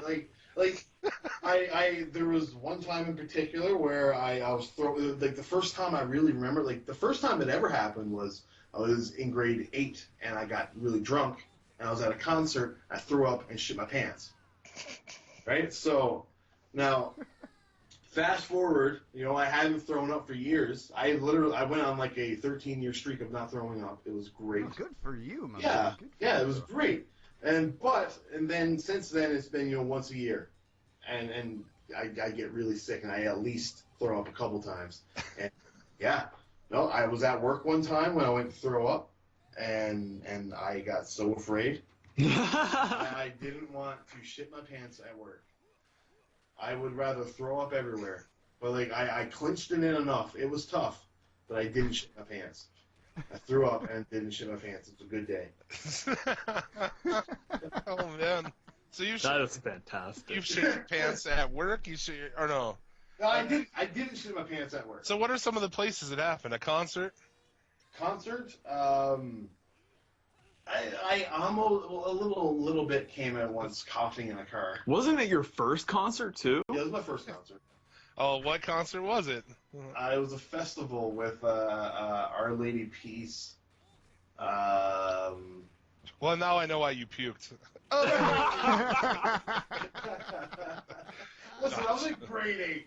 I was in grade 8. No matter what band you would have said right there, that joke was coming in anyway.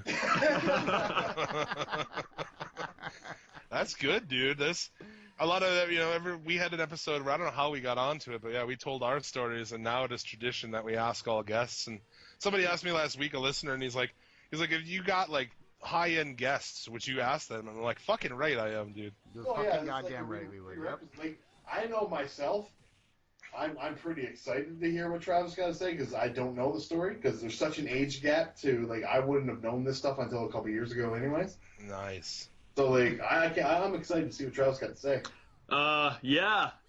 Mine's around the same time as yours. Not like same time, but I was in grade 9. I was like 15, and me and my friends at the time were gonna go steal a golf cart at the country club because they left the doors unlocked after closing. Yeah.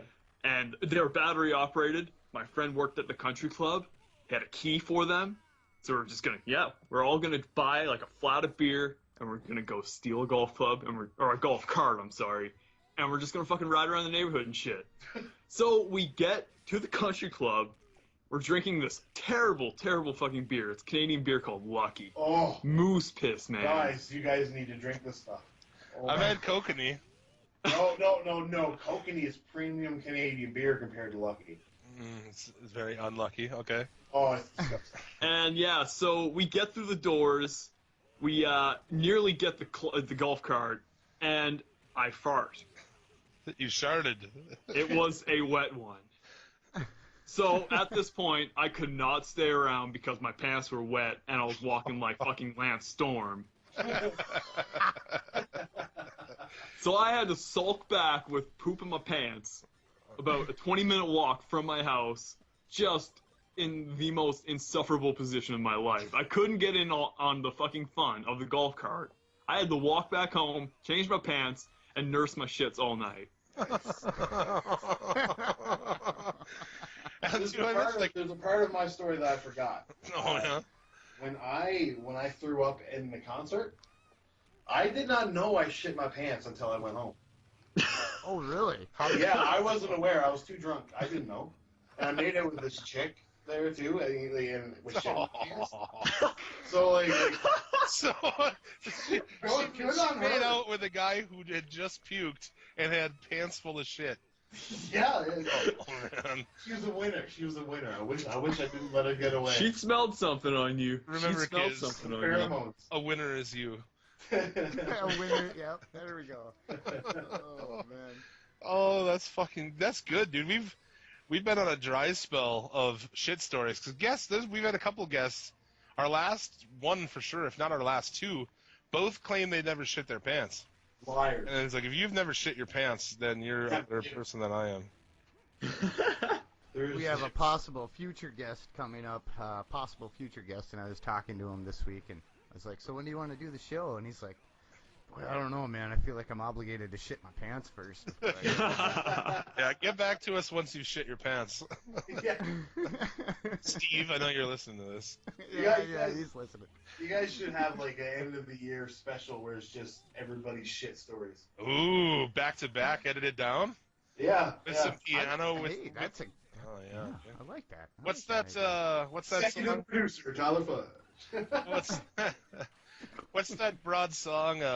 Oh fuck! In the animal commercials, where all the where it shows all the sad animals. Oh, Sarah McLachlan? Yeah, what's this? Oh, in the arms of. Or I will remember you. Yeah. Oh, Yeah.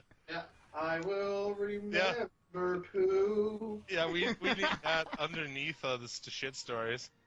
Oh, I can make that happen. You could sell it as a compilation as shit stories told through the eyes of the what's it called? Suplex shitty limits.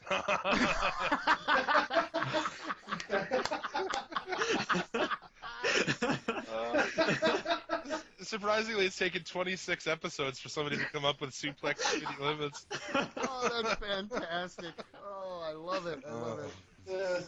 We are fucking spitballing ideas. I have no idea how long this podcast has been, by the way. I think we're going on 2.5 right now. We still got to do this other one after this. Holy shit! It's been recording for 3 hours. The call has been 3 hours. Is there gonna be a dinner break in here? There might have to be. The fat guy's like, wait, are we gonna eat here? Didn't we get catering for this? What the hell? Because I've been a hard fucking chub for grilled cheese and tomato soup like all day long. Somebody call Jared from Subway and bring us some fucking. He'll probably bring us the wrong kind of 6-inchers. Yeah. He'll bring us the wrong type of 6 and 12s. Yeah. I said 6-inch subs, not 6-year-olds, Jared. You do this every time. And why do they have mayonnaise on them?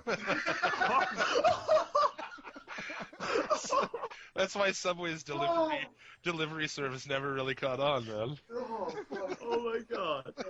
Oh my god. Pushing the limits. Taking it to the limit. Oh, man. That's so absurd. But yeah, dude, I don't know. The rest of this fucking was nonsense. Get Cena fucking pin Rollins again. Pin your champion. Holy shit, we were talking about Raw. That's how it always goes, man. So I've to like snap us back to the shit. Oh, back to reality. Yeah. Back to reality. So why do you do that? Why do you have this? Your U.S. champ pin him again? 2 nights in a row he pins him. Oh, he's got to look so strong for Kane, right? Just make him lose all the time. Yeah. That's how you do it, right? Just make him lose? I'm hungry. They're ruining That's how you make a Rollins. credible champion is he loses every match he's in. Yep. I'm sitting here to talk about how hungry I am, and my chick walks by with a big bag of chips into the other room. Like, fuck, dude. Come on now. Killing me here. Barbecue chips? Well, you don't eat chips until you get roast chicken. Roast chicken, huh? For a while, there was a company here who had hot dog flavored chips. That's disgusting. It is. That sounds like it tastes like cum. Canada goes to the limit to make fries and gravy chips, man. Oh, dude, that's pretty good. Yeah, that's the thing. That's a thing here too, man. It's we got a couple of local restaurants here, fries and gravy. Not so much the chips, but yeah, fries and gravy. Oh, in Canada, well, not so much Canada, but like when we're from Newfoundland, it's fries and what they call dressing and gravy. Oh yeah. Or guys, if you guys have never heard about this, I'm about to blow your mind. But there's this thing in Canada called a turkey mess. A turkey nest? Turkey mess. Oh, turkey mess. Okay. Turkey mess. Okay. It's fries, turkey, cheese, wieners, dressing, and gravy. And this isn't like this is like the dressing that he's alluding to is actually bread stuffing that you put in stuffing. a turkey. Yeah. Oh yeah.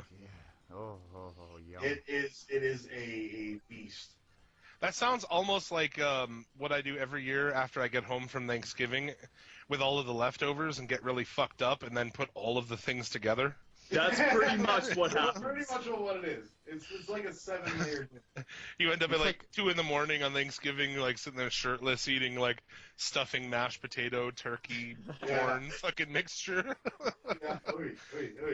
It sounds like poutine on steroids. Man. Yeah. That's essentially what it is. It is a poutine on steroids. Yeah. Like they go so far as there's a poutineery in our town. A poutineery. Poutineery. Yeah, you can get a Mexican poutine, a seafood poutine, shit like that. Just whatever kind of poutine you can think of. I've heard you can get poutine at Burger King and shit, yeah? Oh, you can get poutine here at Burger King, McDonald's, Dairy Queen, anywhere. Oh my god.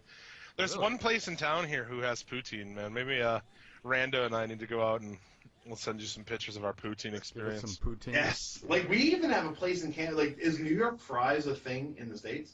Not that I'm aware of. Not around here, no. Okay, so we have this thing here called New York fries, and that has a poutine.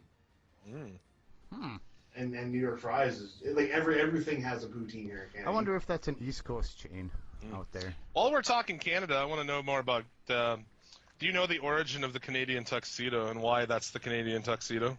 I don't know, other than the fact that growing up, every man that I knew that was my father's age or older wore a jean jacket, jeans, and possibly a jean button-up shirt.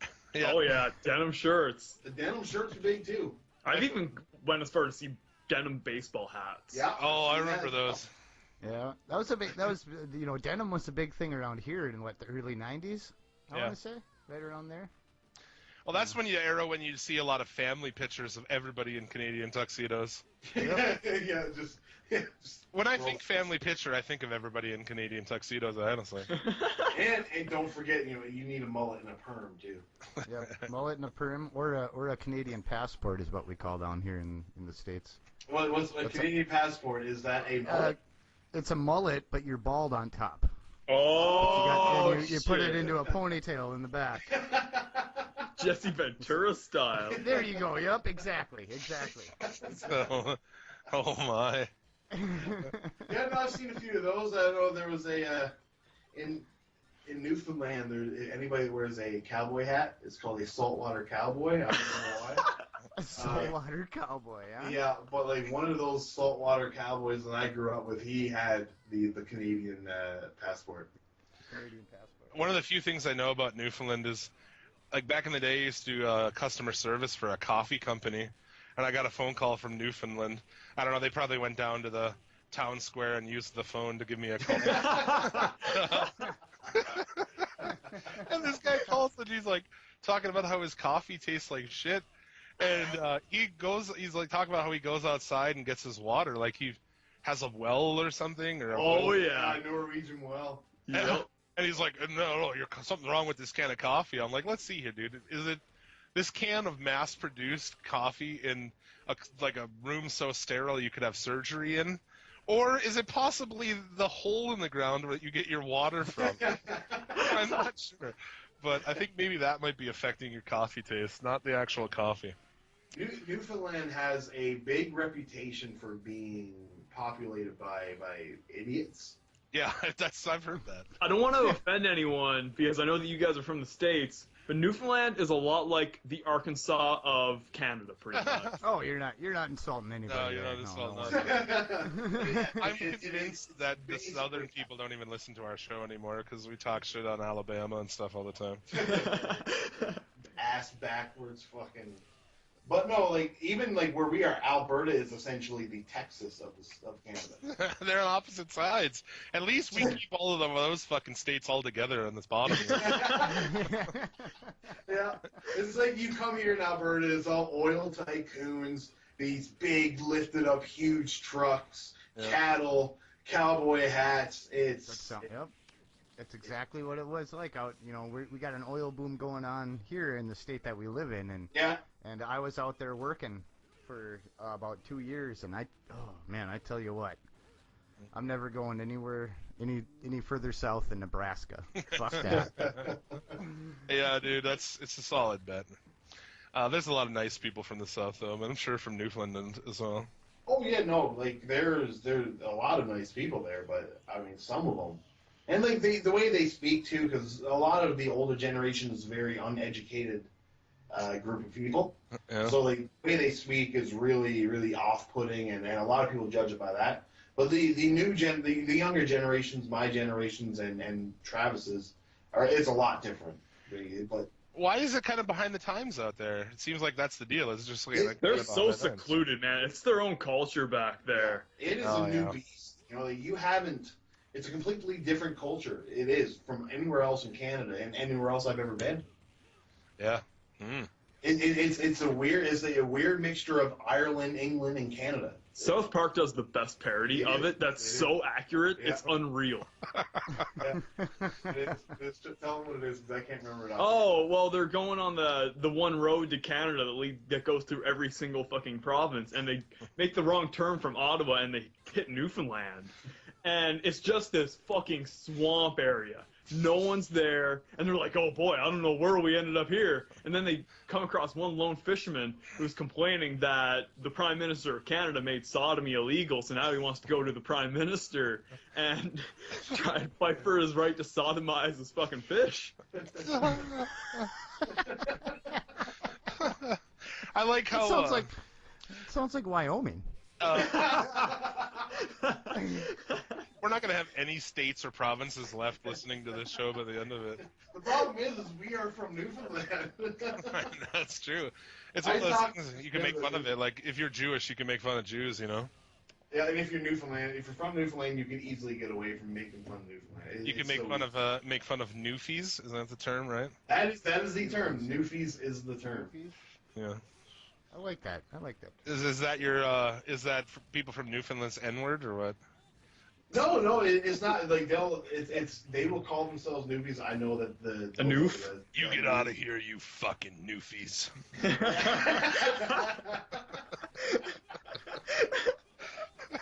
Yeah. I don't think there might be some Newfoundlanders that will get offended by it, but I don't. There you go.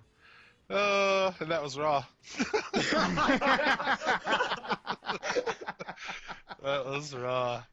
Oh, fuck. I don't know. Talk about this MSG show next week, I guess. You guess. It'd be kind of interesting, I guess. I don't know. Cena Rollins for the U.S. belt. Tag team title match, New Day and Dudley's. Lesnar Big Show, huh? Oh, I'm supposed to say something there? Jericho Owens, that could be something. That might be Ronnie Garvin and Owens, you mean? Yeah. Stomp. Garbage Ronnie Garvin. And because, the fans demanded it, and the fans are going to get it, Randy Orton and Sheamus. Huh?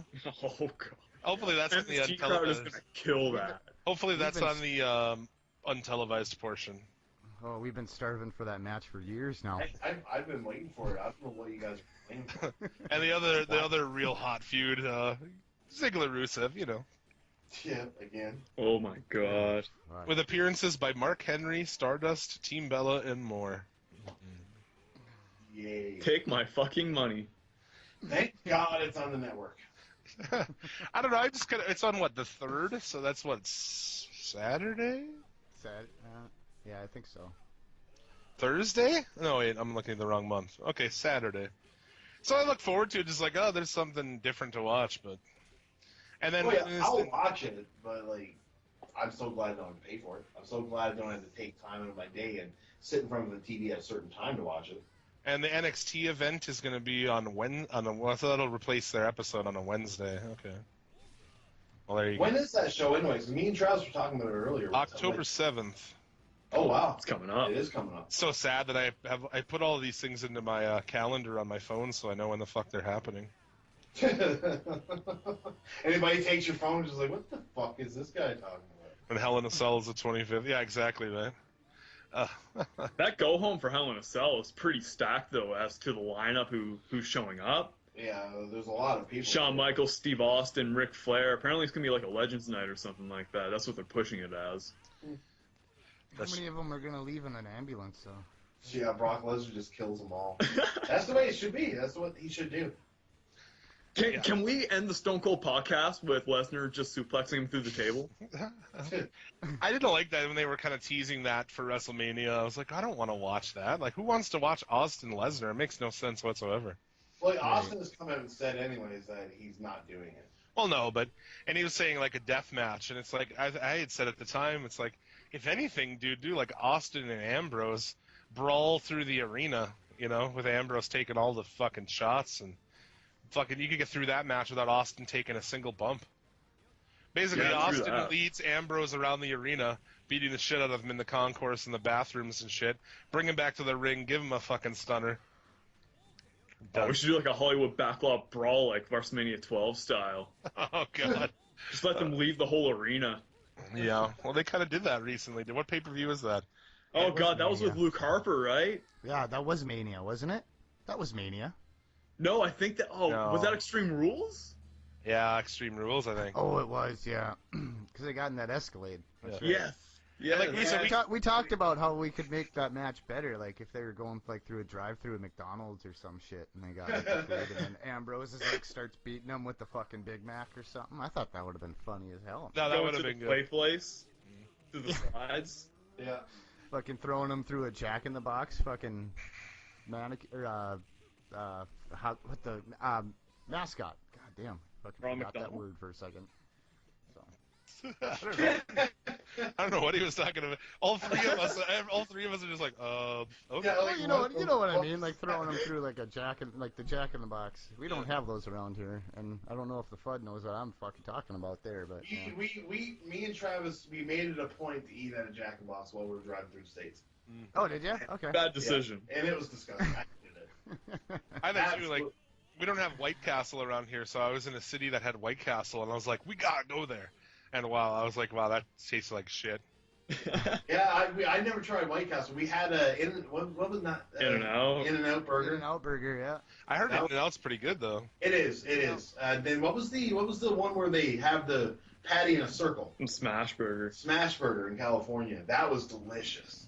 What the hell is the I haven't heard of Smash burger. Why Smash, I think it's just a Californian thing, but like their patties are all in spheres and they smash it on the grill to cook it. Oh. Oh, okay. It's nothing like, there's nothing super special about it. It's just Aren't most burgers fucking spherical? Well, I think they're talking like a ball. Like Yeah, I didn't meatball. understand what you went on about that, Tyler. Yeah. No, I It's think, like I think he's they're talking... shaped like a circle. Like what is sort of like 90? Sort of like every burger except for Wendy's. Up in Canada, we got Yeah, triangle burgers and stuff. Yeah, you didn't know every burger in Canada is square, man. Well, we do have Wendy's. Wendy's is square. Yeah, that's about it though. Yeah, that is. Oh, dude. Well, that's pretty much the week in fucking everything. The week in wrestling as well as the week in It's like the everything else. week of our lives, too. Yeah, I was trying. I was like, we'll try to bang this thing out because we got to do two, and like this thing is bloated and long and offensive and ridiculous and amazing, actually. Yeah, there were a few times where I said things I wouldn't normally say.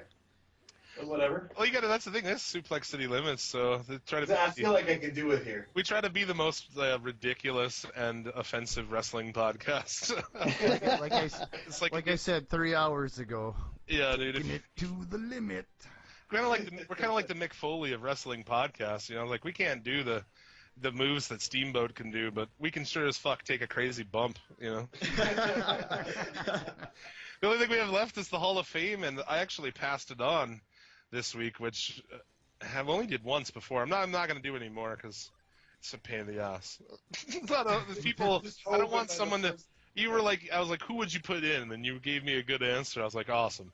But I don't want somebody to be like, want to put in Kevin Nash, and I have to say, Tatanka. Oh, I'm not gonna lie, it came down to the person in Tatanka, I must say. It was between Tatanka, Garbage Ronnie Garvin. Yeah, Booger? and this guy. Well, Okay, go ahead, so man. What do these three things have in common, okay? A big pencil, a home invasion, and a fantastic perm.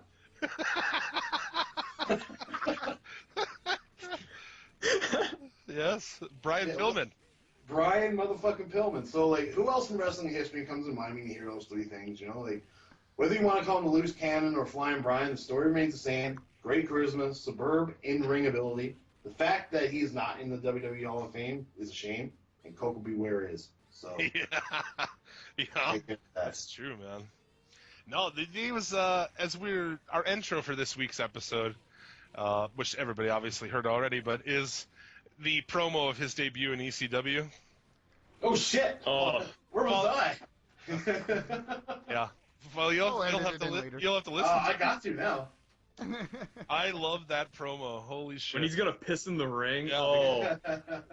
I'm gonna take my Johnson out and piss in this shithole. Because at first he comes out in that's like perfectly done. Where he comes out and he's over as shit, total face, and in 2 minutes he's turned that crowd fucking 180. Amazing. And dude, what, Pillman's got a gun? Oh my. Pillman's got a gun. What pay-per-view was it that he died right before? Because I went and watched. I remember Ground going. Zero, wasn't it? Bad Blood 97. Oh. Because I went with my uncle to one of his buddies' houses to watch it, and then they made the announcement that he had passed away. Oh yeah, Ground Zero is the one where he had the match against Goldust from Marlena, right? Yeah, and he was supposed to wrestle Dude Love that night, actually, on Bad Blood. And it was the same night as the Taker and Shawn Hell in a Cell match and stuff. Oh yeah, that's right. That's the first Hell in a Cell. Yeah. Which that's gonna parlay into our episode over there. Oh, Yeah, it's yeah. almost as if it were planned. Almost. If you didn't know any better, you would think it was. No, Pillman, dude, definitely one of the early high-flying guys as well. Yeah, like he legit had a match with a pencil. Dude, that's awesome. That is fucking great. It's better than a lot of matches you see, too. Yeah, definitely. Pillman versus a pencil. Fuck, that's great, man. And then there was the Hollywood Blondes. Awesome. Yeah. Yeah.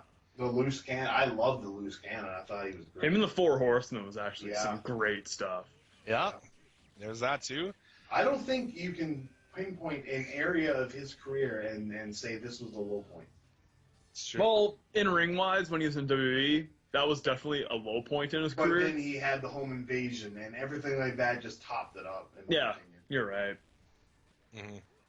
Yeah, and then he had some great matches with Liger back in the day, too. Yeah. For an American, he really worked well in that style, being that more high flyer. But yeah, man, died at the age of 35. That's really unfortunate. It started off as a football player, yeah? Yeah, for the Bengals, wasn't it? Yeah, Cincinnati Bengals. I suppose that's why he wore that those trunks. Those orange tights. But I guess didn't he? Oh, go ahead. Oh, didn't he train up at the dungeon, like with the Hearts, doing stuff? Yeah, he's connected to that somehow. Yeah, I want to say he did. Yeah. Well, he made his way into the Hart Foundation somewhere, anyways. Yeah, and I mean, him and Stu Hart were bad company in Stampede. Oof. Oh yeah. There's some obscure shit for you. Yeah. Yeah. Well, I mean, we're hop, skip, and jump from the home of Stampede Wrestling, anyways, right? So. Yeah. So this was back in the day. This was Stampede territory as well. They used to do Really? shows. They used to do shows down here in North Dakota. I think they'd hit Fargo and shit. Oh wow. Nice. So. I love your TV shows. Yeah. There you go. That's all anyone, like, you go see any touring band and they're like, they'll make some reference to that movie. Oh, without a doubt. It's like, yeah, we've seen the fucking movie. That's the first thing you say is like, I'm from North Dakota, and yes, I've seen the movie. But I guess that hard. No, we all don't talk like that. No, not all of us. Some do though. Don't you know? Ah, don't you know that? Oh jeez. Oh, jeez, son. That heart disease that killed him, that was the same thing that killed his father, man. Really? Yeah, it's wow. Arteriosclerotic heart disease. Sounds like it was named Not after- Fancy wording for an enlarged heart. There's nothing erotic about that shit, but it does have the word erotic in it, so That's the word erotic, or fuck, I can't even speak. Anyways, what I was trying to get at, the word Ontario is in there too, by the sounds of it. So, you should ask your lady friend, and she might be able to give you some stuff on it. Hopefully she doesn't have it, right? Yeah, it might be in the water there, right? Oh shit! And this is inductee. Oh, I need to look. 21, I think. 21. I think. I think it is, to the Suplex City Limits Hall of Fame. I love this Hall of Fame. Did you get a chance to go check it out? Who's in there? Oh yeah, no, that's I as soon as you asked, I had to be like, fuck, where can I find a legit list of this? Oh, on our Facebook. Yeah, so I went there and I was like, please don't see Brian Pillman, please don't see Brian. Because I was trying to find one that I knew me and my brother would both agree on, and where we have such weird work schedules in comparison to each other. I was just like, you know what, where is Brian Pillman? Because I know my brother loves Brian Pillman, and I love him too, so fuck it. There you go. That's good shit. Yeah, he is number 21. Man, it's such a weird, looking at our Hall of Fame here, it's so weird. Great Muda, great Sasuke. I put in Mil Mascaras last week. There's a fucking obscure one for people. Yeah. That was, yeah. Yeah, when I was scrolling through my Facebook, I was like, Mil, oh shit, they pulled that one in from somewhere. Yeah, exactly. From Mexico, man. Yeah. Pulled that one out of our Mexican pocket. Yeah, took that one from the ditch. We picked it up outside of Lowe's in the back of a pickup. And now we're gonna go build the deck. Yeah, and if that makes any Mexicans angry, then you have to talk to my Mexican friend Martin, because he allows me to say these things. So he on behalf of all Mexicans allows me to make Mexican jokes. I'm from Canada. We're too nice. There you go. Good stuff, man. That's the 21st inductee. This has been a blast, man. Oh, I've had a time. I've had a time. Is The Canadian thing? Is it? I don't know. Is it? That's what I'm asking. I don't know. It must be, because I haven't. I've had a time, Canadian. It's been a time. For sure. I don't even know. My Canadian girlfriend, she shrugs to that, so. She shrugs. Fair enough. I don't know. Maybe it's a Fudge thing. I don't know. It might be a Fudge thing. She is the judge of anything Canadian around here, so. Is it? Do I look too Canadian, honey? Yes. Well, this picture of you has been kind of creeping me out this whole time. Oh, at the dentist? Yeah. Pearly whites? Yeah, exactly. Sketch picture? Oh my god. Yeah, You look way more excited to be at the dentist than anybody I know. Man, I was getting wisdom teeth removed. Oh, is that what's going on there? Yeah. With your top teeth showing like that, you kind of look like Kevin Dunn. I mean, the national animal for Canada is a beaver. It is the beaver, that's true. So. And Kevin Dunn is closely related to the beaver, so. He's our mascot. He's our official mascot. Oh, God. Jim Cornette hates us all. Yep. Behind every Canadian flag is a picture of Kevin Dunn. Little Canadian children say their prayers at night, and they thank Kevin Dunn for being himself. I think Cornette's line for that would be "fuck you very much." Awesome, dude. Well, yeah, this has been fucking awesome. Everybody needs to check out the Federation podcast on everywhere fine podcasts are found. We'll be, I guess, later today recording for that as well, so it's going to be a lot of wrestling talk. So definitely check that out. Thanks, everybody, for tuning in. We'll be back next week with possibly Yuck Nasty from Getting to Corner podcast, but he's agreed to do the show, but he's kind of gone MIA, so I have no idea about that. So Yuck Nasty, maybe. And if not, maybe we'll have to have a surprise partner for that one. Yeah, it'll be better. It'll be a better surprise than Chris Jericho, though. Yeah, it will be. Ronnie Garbage. Ladies and gentlemen, episode 27 of Suplex City Limits. Garbage Ronnie Garbage. Is he even alive anymore? I believe so. Maybe. There you go. Well, that's going to do it for this week. As always, may you get all of the pussy and dick you desire. Remember, a winner is you. You got some closing line? What's your closing tag? Hit me. See you next week. Or, Funaki loves SmackDown. Oh, excellent. Thanks again for listening, everybody.